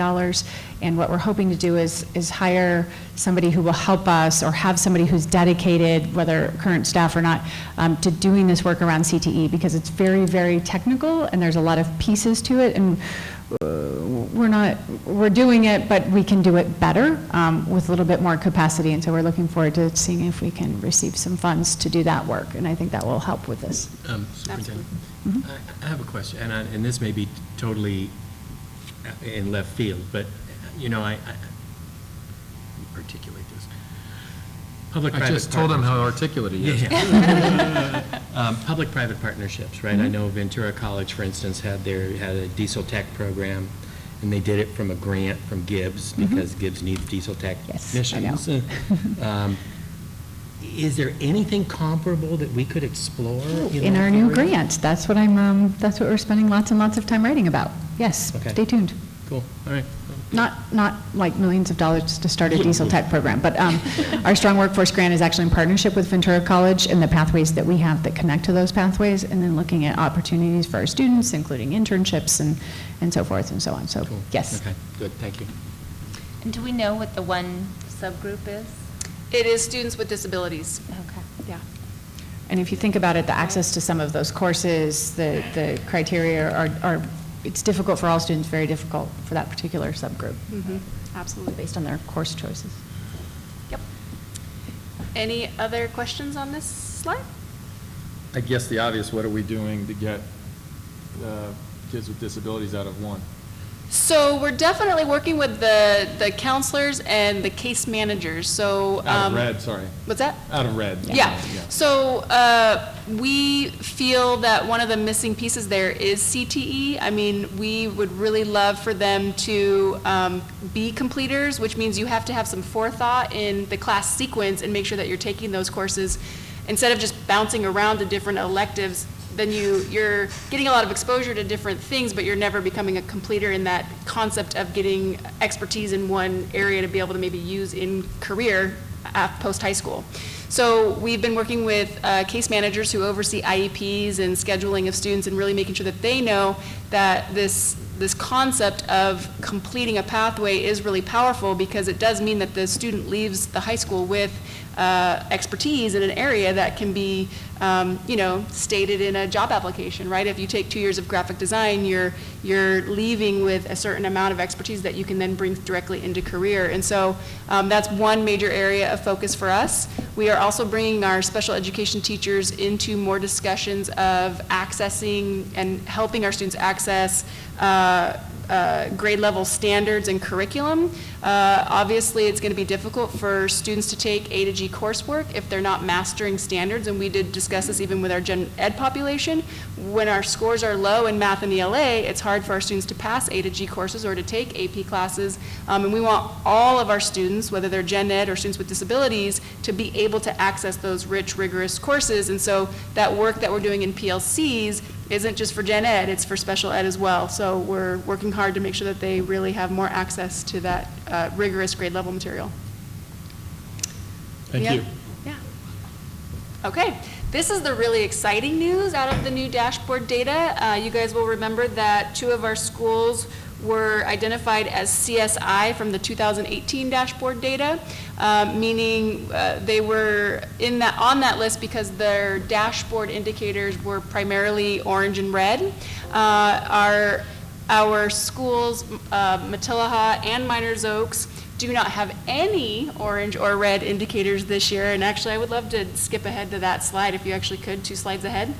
Because I think to see it side by side and to see how well they did, the shift, that's Matilaha, again, off to the 2019 data. You can see that they have 2 gauges green and 2 yellow. It's a huge celebration to the staff and students there. And then if you want to show Miners Oaks, again, they have no red or orange, 3 gauges yellow and 1 green. So huge congratulations to those schools. We're very proud of the work that the staff did over there. And also the good news is that even though we haven't made the significant improvements that we want to yet in academics, none of our schools have a CSI status this year. So all of our schools are out. So we're very proud of that. Have some good press about that, because we're very, very excited, and this was hard on our community, and we look forward to them being informed that we made all of that progress for these two particular schools, and that they're no longer on the list, because that continues to be brought up, and they made progress, and it's worth celebrating, and for our community to know that they have made that progress. Which is also interesting, because a lot of that CSI, that money is being used this year. Yeah, that's with our correct. TOA. So that was without the money. That was without the money. Yep. Oh, good point. Thank you, Jane. Yeah. So next steps, as we've said many times already throughout this presentation, we know we still have a lot of work to do. We are underway with PLC work. Primarily the last 2 years we've been working in elementary. We've now been able to expand that to secondary. We've sent a dozen or so secondary teachers to a 3-day PLC conference. They came back very excited to do PLC work. We're sending an elementary team in January to a 3-day conference, and we know that that's going to help us make that big shift faster, because again, turning around the type of work we do as educators is not easy. It takes time and practice and grounding ourselves in the research behind why you do that kind of work. We've mentioned Levered already today, but we're very excited about that curriculum. Our teachers are excited. It gives us real-time data, day-to-day data that helps us intervene immediately for kids who are not making progress. You guys are aware of the RAFT program. This is exciting. We were able to do this with, most significantly, with the CSI money that we received this year.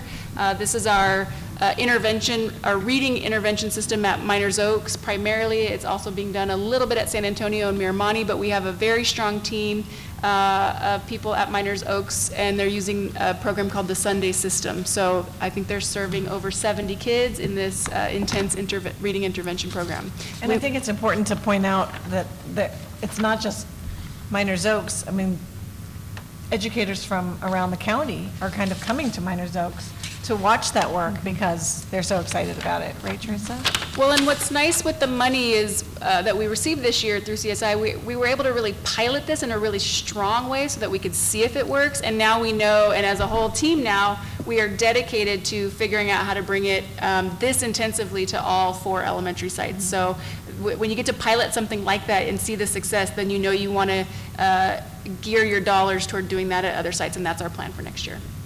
And I'll take this last one. I have been conceptualizing professional development because it's very hard for our teachers. We have 2 days with them in the contract to get professional development, and many of them want to learn and grow better at their craft, and we don't have allocated time, and there's many different needs. I was just telling teachers at lunch the last couple of days, like when I was a middle school teacher, I went to a 3-hour professional development on literacy and science, and I couldn't even get my kids to sit still or in their chairs, and so it wasn't meaningful for me because I wasn't at that time and place with them. A couple of years later, that would have been perfect. So we're looking at, is there a way that we can take some of our professional development online and that teachers can select from essentially a menu of options that allows them to work on what they'd like to work on? It might be technology, it might be classroom management, it might be a number of different things, universal design for learning, whatever those things are, and teachers would get to choose then what's meaningful to them in a time that works for them. And so we've been talking about it. I've been measuring, gauging if teachers are excited. They mostly seem to be very excited about PD and their jammies. And so we will see if we are able to bring that back to you at a later time. Is something that we'd like to do. But we think that giving teachers more opportunities to grow better in their craft will help our students overall. Great, thank you. Are there any other questions from the board? Oh, I thought I heard somebody say yeah. You know, sorry. That screen, did you just have Matilla and Miners Oaks, or do we have other schools? No, and will we just get- this. Okay. I mean, you can see on the other ones if they went up or down based on the arrow. Oh, right. And I can look it up. And it is on the dashboard. We're trying to limit the presentation to not 2 hours. A reasonable. All right, thank you so much. We move on now to. I have to set it up really quick. Oh. You can keep talking. Well, we're moving on to the consent calendar, so you have time. 8A, the adoption of the consent calendar. Do we have any questions in regards to any of these? Wait a minute, my computer went down and I do need to look at it. Do you want to use mine, Jane? I'll move to approve the consent calendar. Do we have a second? Second. Questions? I'm pausing. Did you get a second? I got a second, so we're at comments and questions if you had one. I wasn't sure if you had one, Jane. No, I don't. Okay. Thank you. Then all in favor of the adoption of the consent calendar, say aye. Aye. And now we move to 8B, which is the curriculum instruction for the overview of school plans for student achievement for all district schools, the SIPSA. Sorry. So this is, sorry, my computer's over there. Oh. But These are annual plans, and actually, Marilyn, would you like to give just a brief introduction of the plans and the process? Marilyn, can I ask you to come to the microphone so that the public Sorry. can hear as well?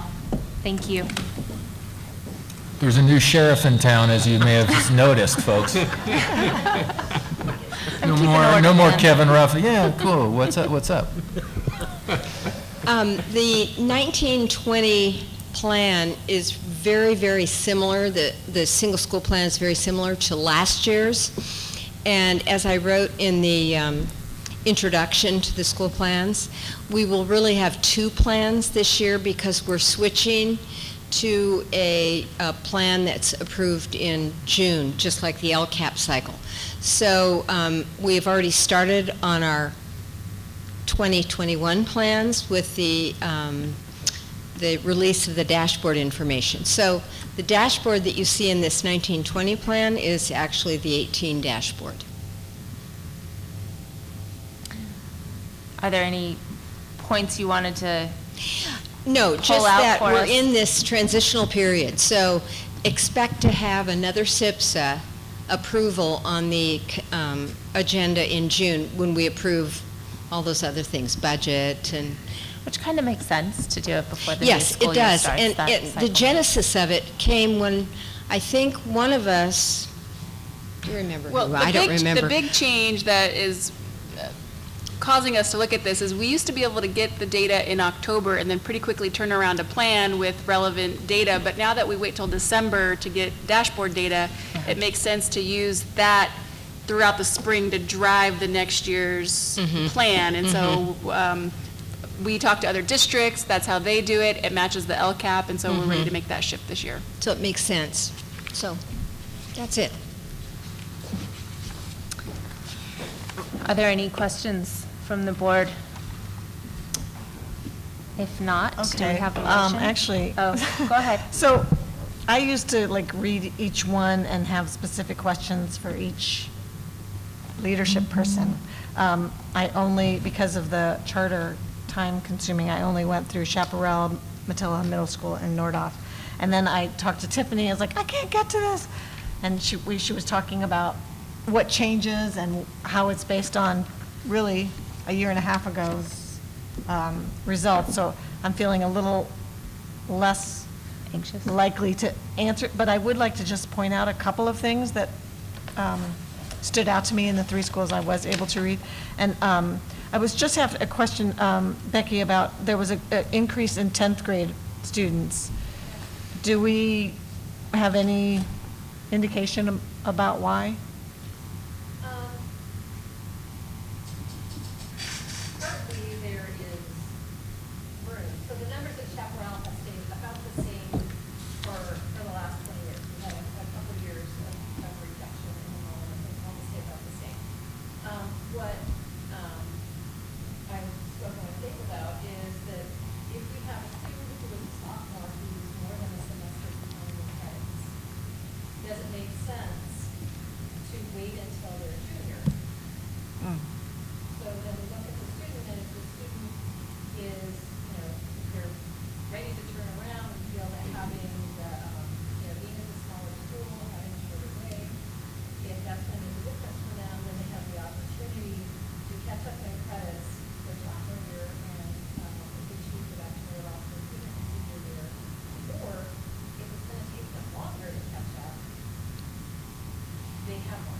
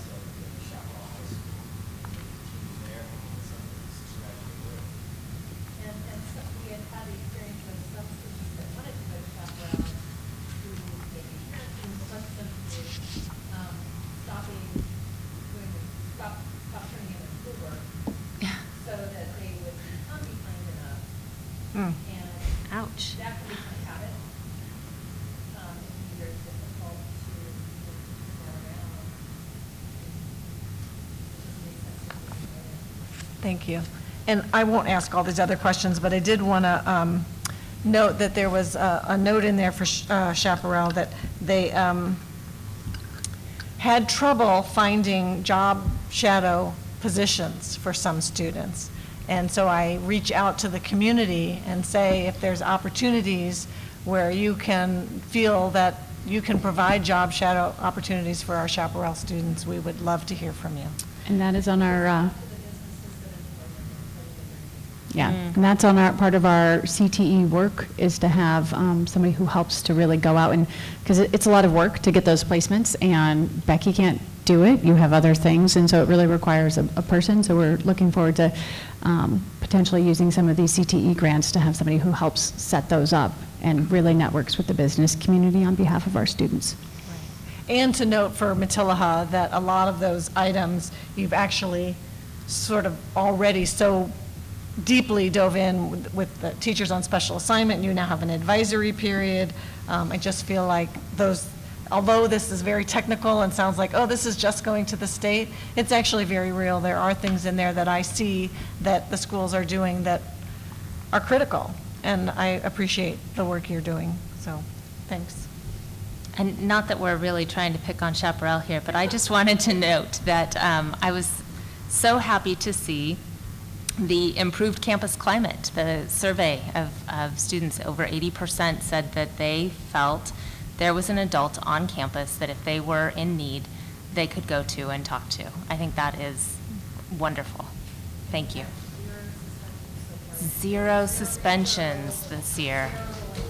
Wonderful. That is great to hear. So I have had a first and a second on this. All in favor of? We have. Didn't we? Missed it all. Oh, I'm on the last one, sorry. Okay. I take it back. We haven't had. Move to approve, or move to accept. I'll second. Great. Now, all in favor? Aye. Aye. That passed unanimously. Thank you. We now have item number 8C, our approval and certification of first interim financial report for the period ending October 31st. I would like to invite Patty up to walk us through the presentation. Thank you all. Thank you Happy all. Thank you to our principals and Marilyn for being here. Javi, text me.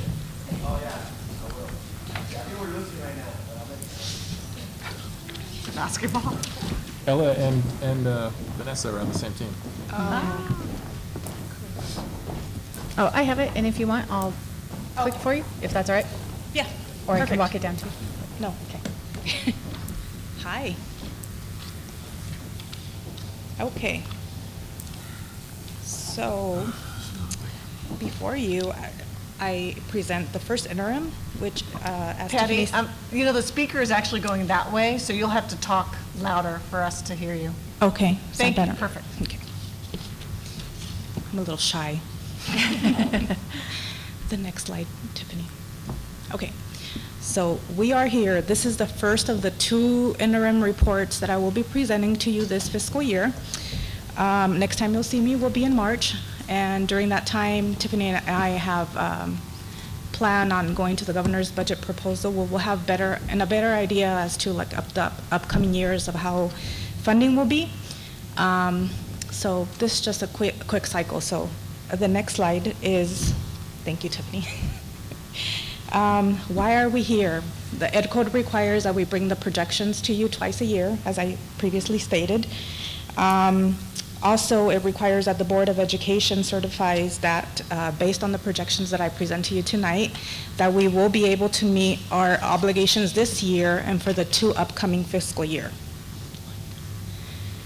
Based on projections, the 1920 school year, we will end with, and better use of this word would be a positive ending fund balance. Our projected undesignated fund balance will be about $89,000.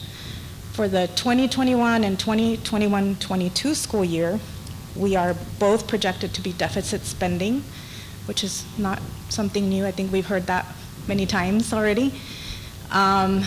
For the upcoming 2 years, we will have to do some personnel reductions. In the there's a typo there, 2021 school year, there should be a reduction of 9.5 FTE and an additional 8.85 in the following fiscal year in order to be able to balance the budget. And I want to point out that we make these only staff reductions in this budget report because it's going to the county for certification.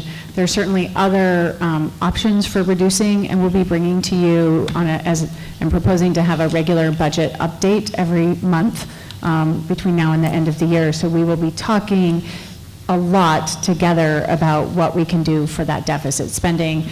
We put personnel in here because it's kind of the easiest way, but that doesn't necessarily mean that we'll be losing that number of personnel without lots and lots of discussions about all of the options on the table.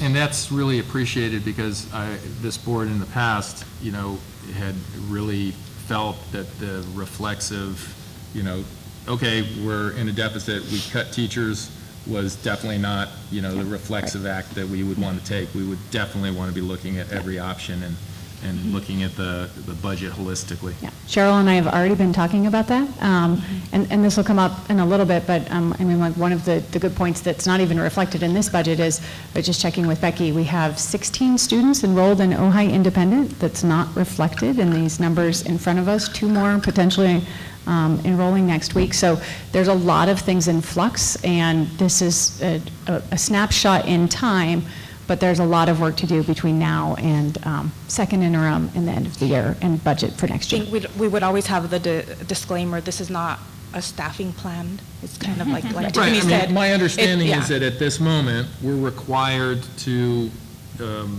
give the seal of approval to our financial condition, and that we can see that we can make it through the next 3 years, and we can do it in this sort of simplistic way that wouldn't necessarily be the way we would do it if we were really in that position in real time. Right. And I'm actually really excited for the January governor's workshop, because in the past, it seems like there's always good news, and then it gets better in May. So just hoping that, for the upcoming years, we hear that we might have additional funding or another year of all that discretionary funding. And I don't have any knowledge of anything new, but I'm really looking forward to see what the governor has in January. And actually what I would say is I just went to the superintendent's meeting this morning, and what the big push is, it is instead of for adding to the LCFF base, it's actually for equalizing special education funding. And so we have some very serious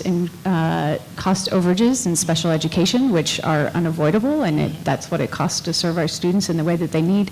And so it is incumbent upon the state to really make sure that we have funding to serve those students how we're required to serve them. So that is the big push legislatively, and it seems to have some good traction in that area. So I just want to have, normally we get our agenda on Friday. We have the weekend to read through it, and on Monday she will walk into the office and have all these questions from me on, and unfortunately we didn't have time to do that because of a Friday meeting. Budget comes out on, actually I think I didn't get it till yesterday. So my first reaction is, what? Right? I mean, the last I heard, we were going to have $1 million in an ending fund balance. So this is a major shift. I look at the FTEs. I understand they're just placeholders, but in the past, they were 4 or 5. So to look at something that says 9.5, I'm very concerned. So although I might not have specifics tonight, or I'm very concerned. Okay. So you'll be hearing from me, you'll be hearing from me. Yes. And we're concerned as well. So Cheryl and I literally were just talking about this today. We have some ideas. We want to bring to you a plan. Nothing will be done in isolation without having many discussions together.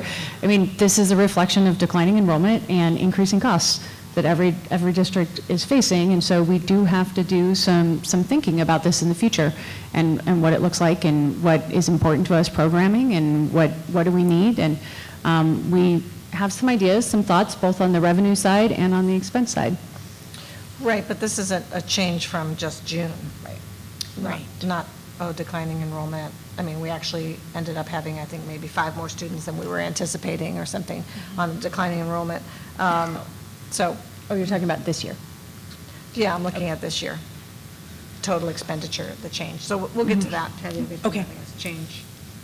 Yes, because I do have a comment about the declining enrollment and we did have, so let me get through this slide and then I'll answer that question.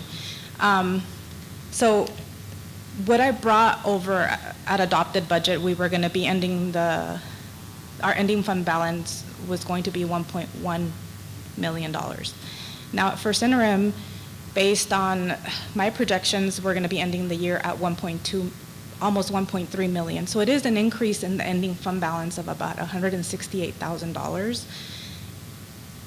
But most of that is because our beginning fund balance increased by $817,000 from what I brought over at adopted budget. Then go back, I mean, I don't understand then the slide before that says the undesignated fund balance is $89,000. I think the undesignated fund balance, so our ending fund balance, and we have to take into account, we have to set money aside for our cash and bank accounts. We have to have set money aside for our stores, and then we have to have the legally restricted 3% reserves. So we do have a 1.2, almost 1.3 million ending fund balance, but of that money, we are only able to, that's not designated, is about $89,000. And do we know what that number was back in June? I don't have it in It's front of me, somewhere, but I and can it's not in the guess. PowerPoint, but it's in Yes. this. So one of the things that you see here that happens is in June, obviously, we don't know how much money we have left over from the prior year. So we have some accounts where we don't spend all of our money. We have accounts where by the time we settle up, there's more money coming forward, and then we adjust our spending accordingly. So if we, for example, had money left over in a fund last year, we might not have budgeted to spend that, and then we know we have that money, and so then we use it on students. And so you see, really first interim is looking at what did we carry over from last year and how has that affected our budget, is kind of what we're looking at here. Do we have any more questions on this slide, or can I go to the next one with the revenues? Patty, can you, I actually went back, and was June 19th when we adopted the budget, or was there another meeting after that? Do you have any? I think it was June, no, the first, was it 19th? The 19th. All right. I'm just going to pass this to you. Sure. Because this is what we looked at on June 19th. Everybody. Oh, thanks. Jane, I just realized I have the, You have it? Okay. So I'm just trying to. That's okay.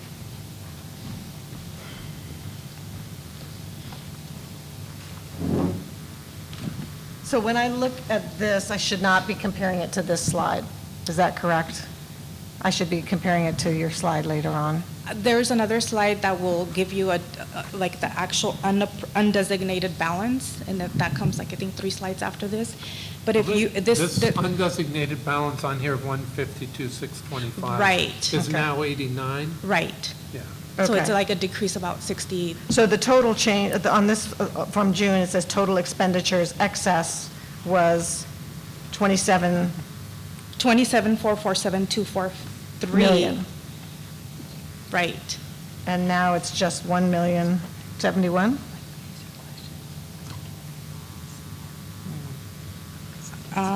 It looks like it's 27,330, oh, no.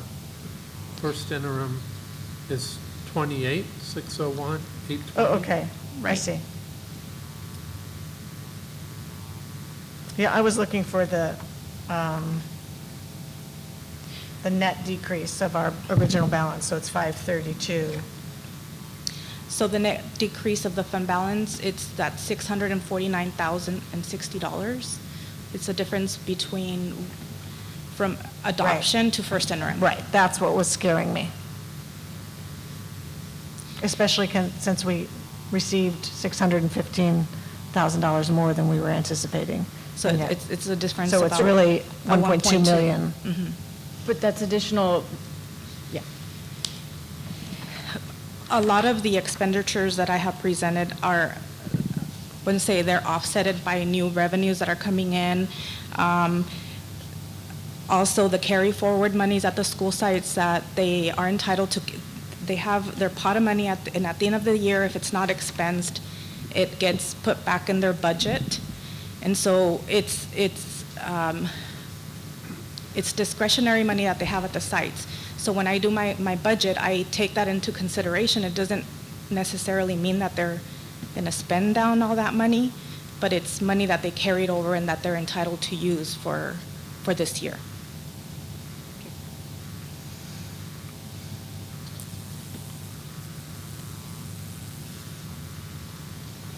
This is the next slide. Sorry? I said I changed the slide, unless we had any questions on that one. This is the next slide. So the changes in revenue, Jane, as you had mentioned, we did have a little slight increase in our actual enrollment from what we had projected. However, we are getting less money in LCFF revenues simply because our unduplicated pupil count went down by 71 students. Wow. And I haven't been able to pinpoint as to what the decrease was. Was it that they were no longer EL students, that they got reclassified? This is just as of our enrollment date, which is the 8th of October. And again, these are numbers that are going to change throughout the year. That's 71 throughout the district? Mm-hmm. So we don't know. So this is something also we're looking into and coming up with a plan for next year. So I would say our campaign for free and reduced lunch applications was mediocre at best. Some years it's been better. This year it could definitely be better in the future. And then also looking at our EL and making sure that we're really classifying all of our students appropriately. But I think a big drop, I know we've had a drop in free and reduced lunch applications, and I don't know if it's necessarily less families are qualifying or just that our campaign can be improved for sure. And that's sort of we have a deadline on that, right? Right. It's not like they can just be added as you go. So we can actually add students to free and reduced lunch all year long, but it doesn't count for unduplicated student. For those percentages. Right.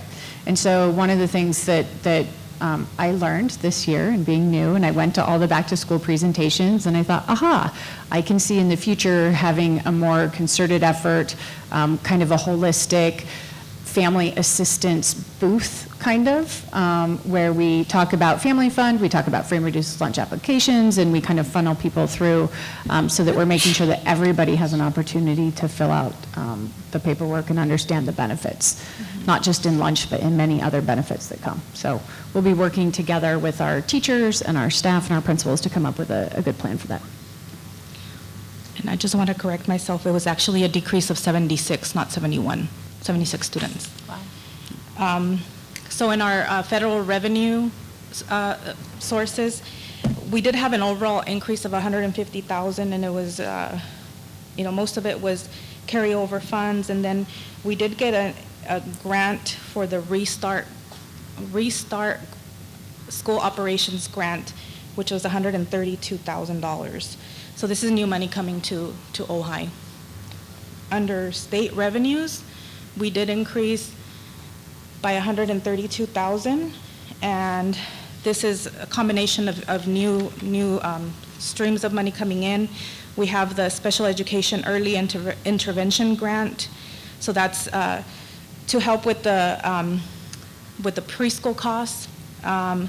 We have an increase of 97,000 in the CTIG money. And I know Tiffany spoke about the Strong Workforce Program, so that's new money that's also coming into the district.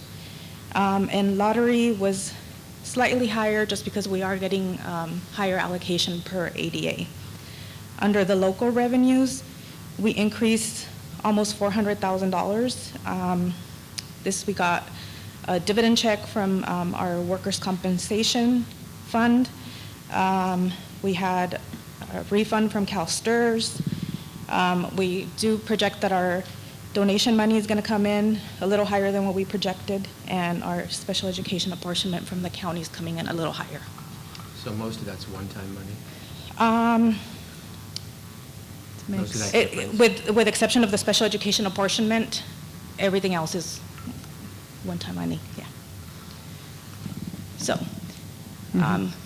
our total revenues did increase from adoption by $615,000. Go down to the next slide. This looks a little different up there than it did.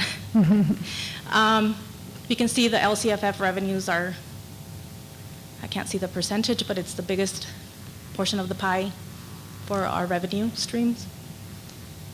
Can't really see it. I can't see it either. It's Yeah. under the writing. 81.42. 81.42. I don't know what it's coming. Yeah. Okay. Change in expenditures. Under the category of certificated salaries, we did have an increase of about $267,000. And I did list the reasons why we increased there. We had a 2% increase in FTE at Matilaha due to the sixth grade restructuring. Sorry, and a 2.0 FTE increase, not 2%, but a 2.0 FTE increase that came from sixth grade. Right. We had an increase of 0.6 at Nordhoff High School, and this is offset by the additional revenue in the CTEG grant funds, an increase of 0.55 at Shap High School, and this is restructuring due to additional students, an increase of a 0.20 at Ojai Independent School, and this is for the teacher that we hired for the Ojai Independent School. In administrative salaries, we have a 0.4 FTE increase in the principal at San Antonio. This was offset. We had budgeted for a teacher that we didn't hire, so it's kind of offsetting these two. An increase at the principal at Chaparral High School. This is due to the increased enrollment from Ojai Independent. Increase of $17,000 due to a salary restructuring for the special education program manager. And so that's it for the certificate of salaries. And under the classified salaries, we had an increase of about $272,000 from what I presented of adopted budget. In instructional aids, we had an increase of $48,000, almost $49,000, due to an increase in special ed funding, which is partly offset by the increase in increase in special education staffing, which is partly offset by the special education funding. We did have carryover money and CSI funding, so this was an increase in the instructional aids at Miners Oaks and Matilaha Middle School. Under maintenance, custodial, and grounds, we had a decrease of almost $26,000 due to staffing realignments, an increase of custodial support at Matilaha, increase in custodial support at Nordhoff, and this is a 0.125 FTE for both sides. So Patty, can I, so this is all identified in the memo that came along with the board packet. So do you have any particular questions about any of this that's summarized here but detailed in the memo? Board members? Okay, we'll go to the. I think like Jane, like even the addition of a teacher, I guess, occurred outside the. No, there were 2 teachers at Matilaha that were not included in the budget, but. But should have been? Right, yeah.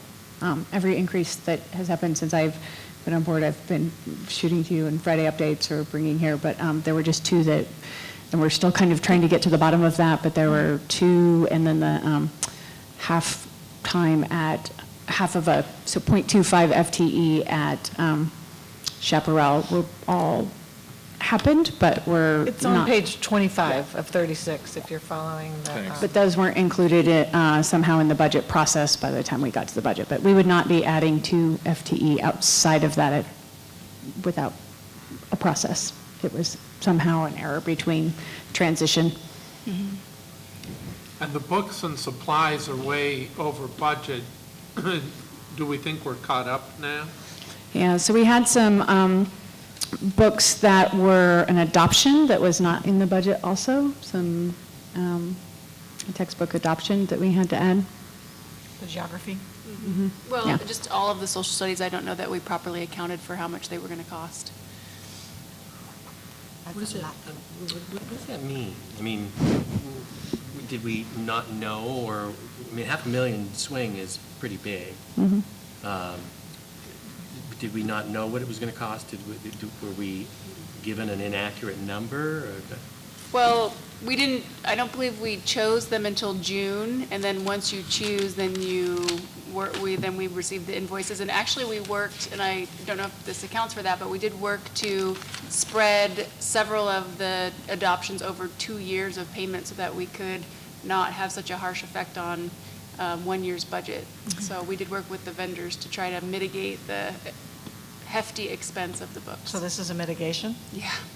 So I guess I'm still not quite understanding. I mean, why would, did we, because this, I mean, did we budget an estimate of what we thought it was going to cost, and it came out costing more, or? I don't really work on the budget. I don't so- think we had them in the budget.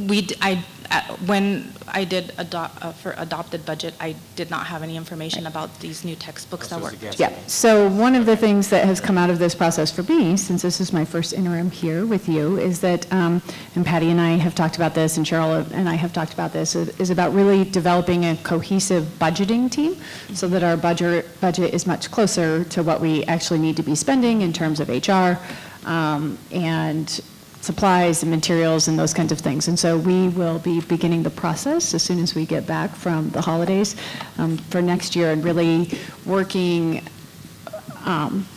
more closely with our team so that we can kind of catch some of these loopholes that started. And this is the first time that we're kind of seeing them. We also, when we come back from break, we'll have this product called AlloView, which we've been telling you about, so that we can see live real-time fiscal data for every single account. So our principals will have a lot more oversight over individual expenditures and where they are in, for example, their site budgets, or Marilyn in all of her title budgets.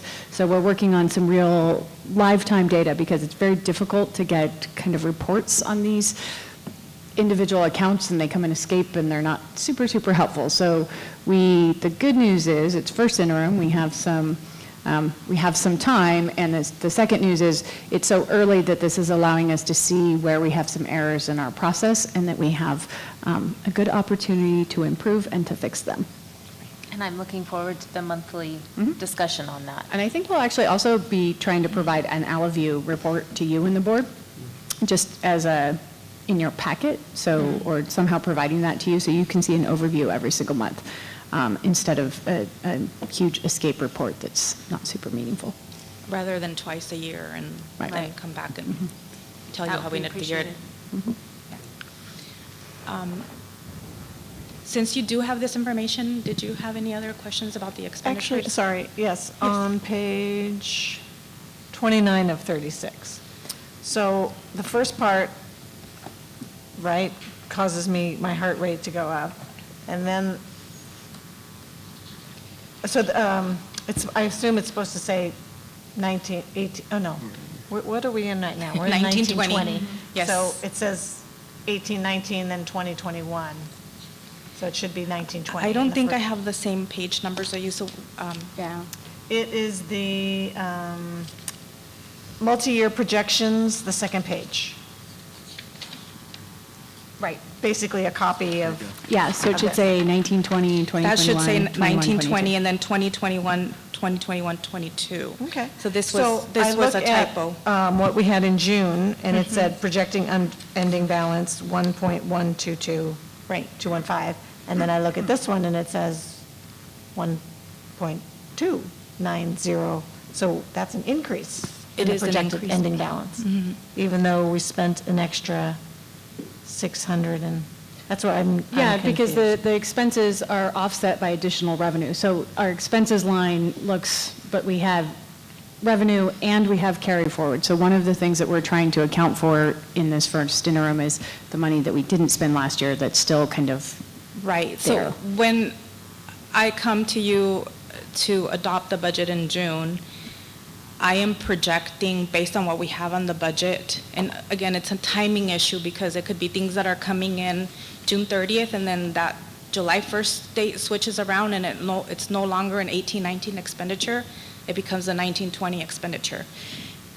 When I presented the adopted budget, I had projected, and this is in the first slide, the change in fund balance, that we were going to have a beginning fund balance of $1.654 million, but we actually ended up with 2.4. So we did have an increase in fund balance, increased revenues, increased expenditures, but we are ending a little higher in our ending fund balance than what I have projected. Okay, so that's the big shift, is the Right. increase in beginning balance. Right. That's what we Right. weren't Right. seeing. Mhm. Okay. That's what, yeah. I'm less freaked out. Yeah, and so when we have an increase Yes. in beginning fund balance, then that's for kids, right? So Or if we have- expenses that come in on July 2nd. Right. And it's a timing issue because I could be thinking like the textbooks that, had it been maybe a couple of days earlier, it could have been in the budget adoption, but we found out after we had already presented to you the adopted budget, so now it's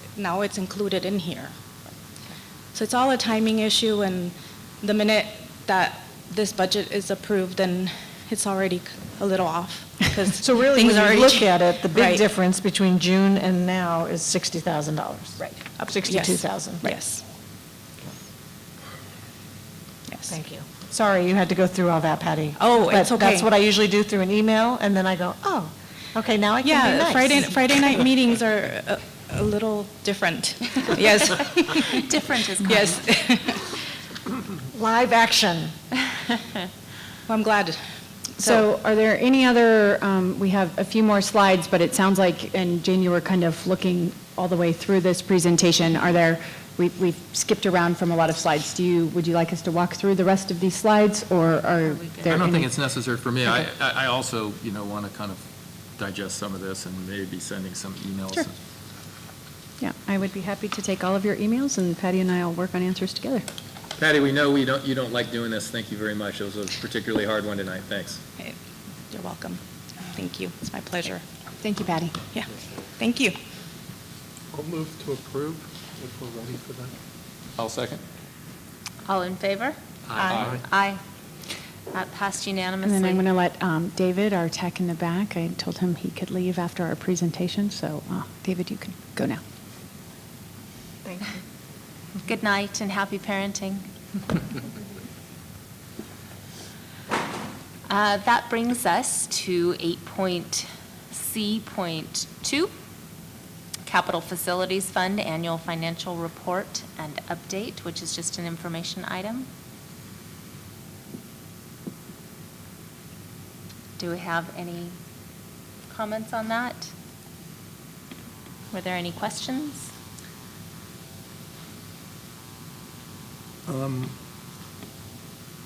I think this is something that we receive every year, kind of a pro forma thing. All right. So if there are no questions, then we will move on to our monthly update regarding Measure J projects and finances. Thank you guys for sticking with us all this time. I'm sure Yeah, this is just how everybody likes to spend their Friday night. This is a great Friday night. So we tried to, on purpose, keep it a little short tonight for you guys. I know you guys have quite a bit on your plate. The highlights, I would say, are obviously Nordhoff. The library is just moving along at light speed. The quad is moving along. So Not at light speed? not at light speed, but it is Being moving along. regraded or whatever is necessary, right? Yeah, there are some there's drainage issues in concrete that's already been poured that's going to have to be removed. Can I ask a question about that? So I just happened to be at Nordhoff on Monday, and I was looking over the fence, and I see where the issue was, and the concrete is all ripped up where they're going to re-pour it. Any reason why we can't move the fence and open up the other half of the quad? Yeah, actually, where that fence is cut into the snack bar, It's the area just beyond that that's the drainage problem, right by that cafeteria. Oh, I thought it was by the library, because I saw all The the, other area over by the library just hasn't been important. I think that's scheduled for Wednesday of next week. But the area by that drainage of that cafeteria door, the elevation was too high, right about where the awning ends. And so the water actually goes towards the building instead of away from it. So that's what Yeah, I visited on Thanksgiving Day right after the rains, and yeah, all along the cafeteria was, yeah. So But that- it was a interesting water feature. It is, yeah. Yeah. Do we have an anticipated completion time for that? Hopefully we'll get the concrete removal and reinstallation done during the Christmas break. So it should be immediately after the Christmas break, so right around Christmas. Great. We have our ribbon cutting the first week of school when we get back. so they haven't Pending, chopped up yet? I mean, we talked about chopping it up before, at our last meeting on November 20th. Not yet. There are two options that the civil engineer has given us in terms of what needs to be done if the right plan exists. And we allowed the contractor to try a couple of different remedies that he wanted to do short of that. And now we're at the point of saying, okay, you tried your thing, you've got two options left, this is what the civil says to do. Take your pick.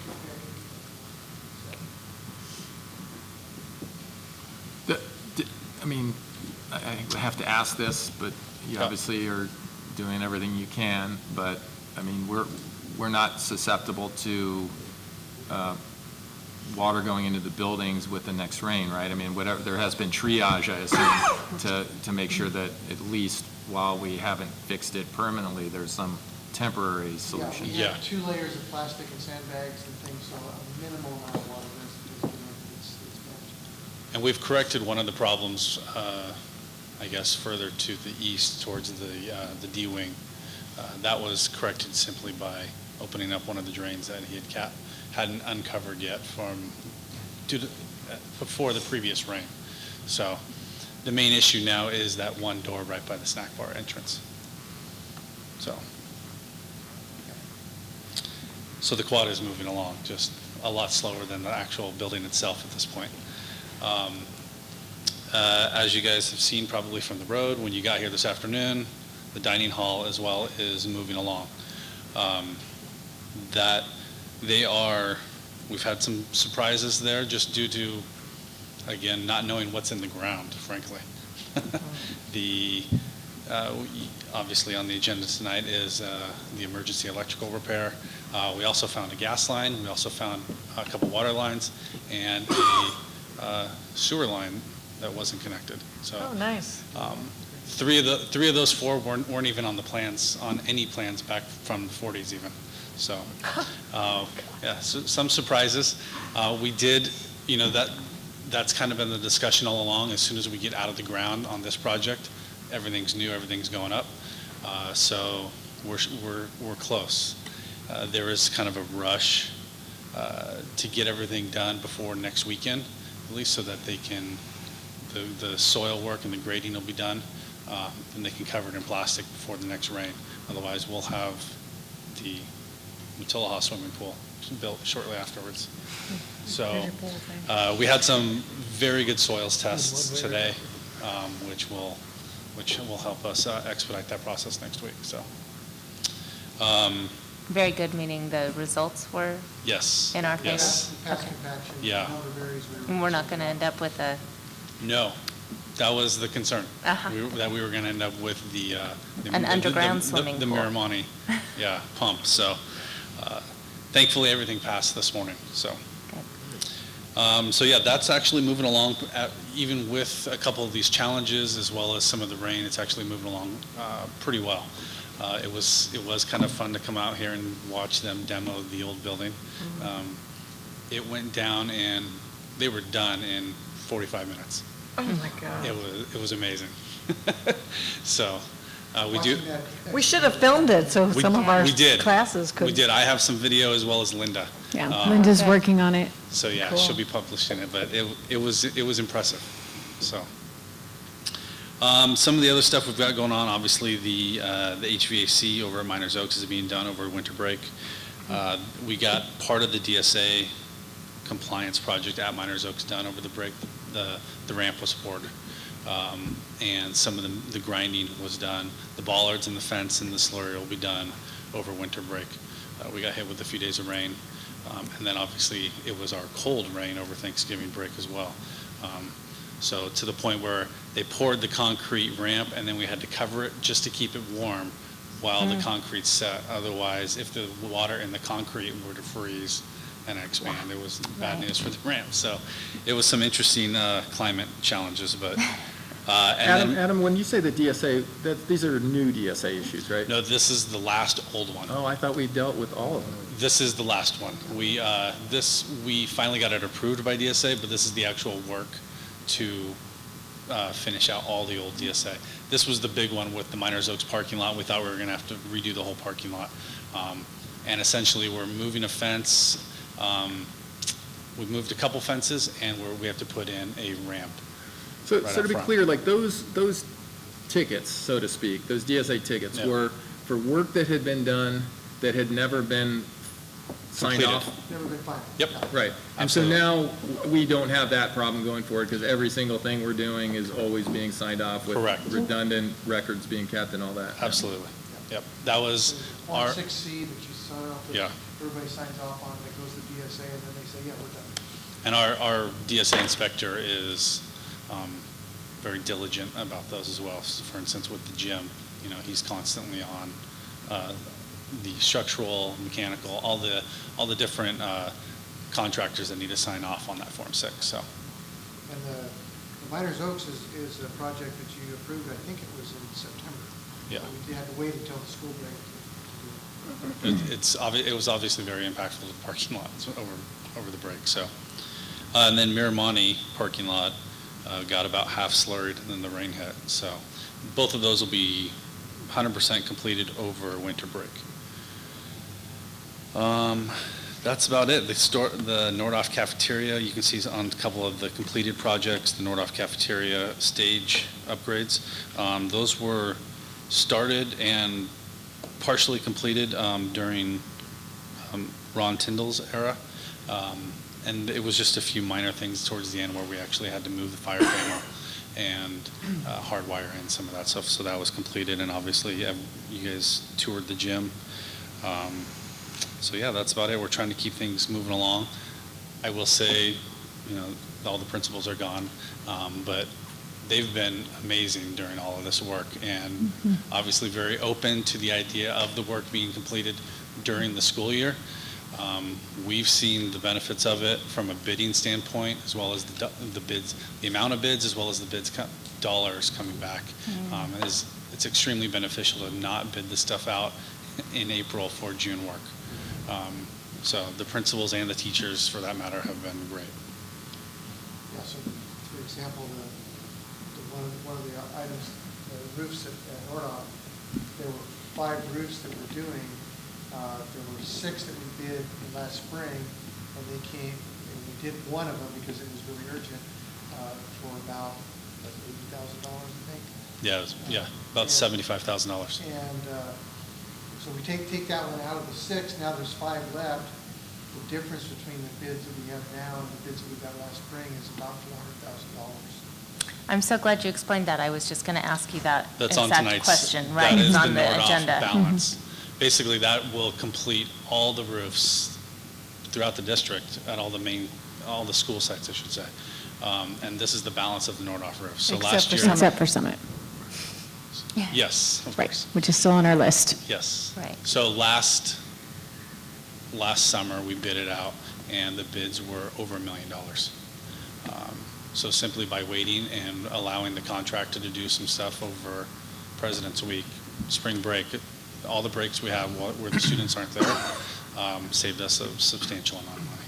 And I think I was part of the hold-up on the summit, and I'm willing to have that conversation again and be able to, I had some questions that weren't answered yet, so. Yeah, it's on our list, and we just haven't brought it back to you yet, but we'll be I think bringing my it back. questions were answered. I mean, I'll double-check before we move forward, but, Yeah. so. No problem. Yeah, We that's were my still fault. discussing about the walls, and there's Yeah, still some thinking to do around that, but. Absolutely. and some exploration, but it's on the list. Do we need to have a motion about the? I was, No, that's just information. Any other questions about that? oh, I was going to Yeah. take all three. Are there questions about any of these three proposals? No, I would move to approve all three. Well, hold on. I'm sorry, I was kind of looking at it, and so I was a little distracted, so if you guys are, what's the Matilaha work? Okay, the Matilaha was roofing work that was done on the back of this building and also on the Tom's administrative building. And there were fascia boards that were completely termite eaten. Okay, that had thank- to be replaced. okay. And there's a list of kind of what it is, there's about 6,000 gallons. We also replaced the skylights above the ladies' bathroom in that building because the one that was there was pretty much falling apart. Yeah, I think he's answering this yeah, one. you're answering the roofing change Yeah. order, right? Are you asking about the other one? No, that's, Okay. I was Okay. asking about the one you answered on. Okay, perfect. I'll second Dane's motion. All in favor of approving C4, C5, and C8, C.C.5, and 8.C.6? All in favor, say aye. Aye. Aye. Those three pass unanimously. Thank you very much for Thank you. the report. We are now to 8.D.1, the approval of the Board of Education meeting dates for 2020. Were there any So, questions or issues? Again, just having gotten this last night, I was hoping to move them back to Tuesdays. I really don't, Wednesdays are not as good for me. Actually, Wednesdays were for you, right? But Right. you have a new gig, so. Right. Does Tuesday work? I don't know yet. I'll have to check and see. Let's start. Is that an issue with the district, with staff? I don't think so. We serve at I your guess my pleasure, question, we'll so be here in whenever terms you of want. agendas, it's 72 hours? Right. So a Wednesday night meeting, it would have to come out, Well, it can come out before 7. I know, but I'm Right, just right. saying. So right now, on Wednesday, we put it out on Friday, which is good timing for us and works well. If it's Tuesday, we're probably earlier. It's still Friday, that's when we used to get them. Right, still, yeah, so still Friday, so it doesn't. I mean, I guess we can just vote on these, but, if we can talk about it, once Michael gets his new schedule. and Absolutely. Maybe Shelley will have And to change that, it right? was changed on my account, and I don't need that anymore. I had classes on Tuesday nights, and so I'm okay the way. I we would be could okay with that. Approve the January meeting and then talk about the rest in January. I think you have to have the whole Oh, year, we have don't to you? have the whole year. Yeah. Okay, doesn't matter to me. But we've changed days before. So at this point, can we just fell swoop all of them, or do we need any kind of corrections? So what I'm hearing is a motion, Jane? To move to Are you Tuesdays? moving Oh. to move all Can of we do the that? meetings to Tuesdays? Sure. Does I'll that- move to approve the Michael, does same that- week, just I the think that day might before work. these. I'm looking at their 2019 schedule, and their regular board meetings were on Thursdays. They had some specials on Tuesday, Santa Barbara City. Their regular board meetings were on Thursdays, so. It works for me, so I can watch all the other district board meetings on Wednesday, because right now I can't watch anybody's meeting, but I would like to. So that works. So I hear a motion from Jane to move the meetings to Tuesday nights in 2020. Do I have a second? I'll second. All in favor? Aye. Say aye. Aye. That passed unanimously. Thank you. We now have board member reports. Are there any? Jane, Thane, Kevin, Michael, are there any board member reports? I have nothing. I was consumed by the charter school, honestly, and I don't have any. Future agenda items? I just want to say, I did miss concerts and choirs, and tonight is The Foreigner is showing, and so there's a lot of wonderful things going on, and if you're out there and you're looking for something to do, go see The Foreigner this weekend at Nordhoff. It's a very funny play. No, I'm just bringing up the idea of it. Sorry. Procedural. Yeah. And is anybody going to the play tomorrow night? I am. Yay. My daughter went tonight. I can't wait to hear about it. Future agenda items. I would like to propose that we put an agenda or a new meeting.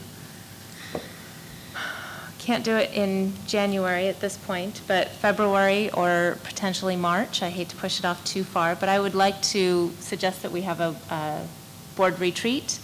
I think through this process that we have gone through with the charter and with having a new superintendent, there are a lot of things for us to discuss that aren't necessarily agenda items. They're more procedural norms, how our communication is working.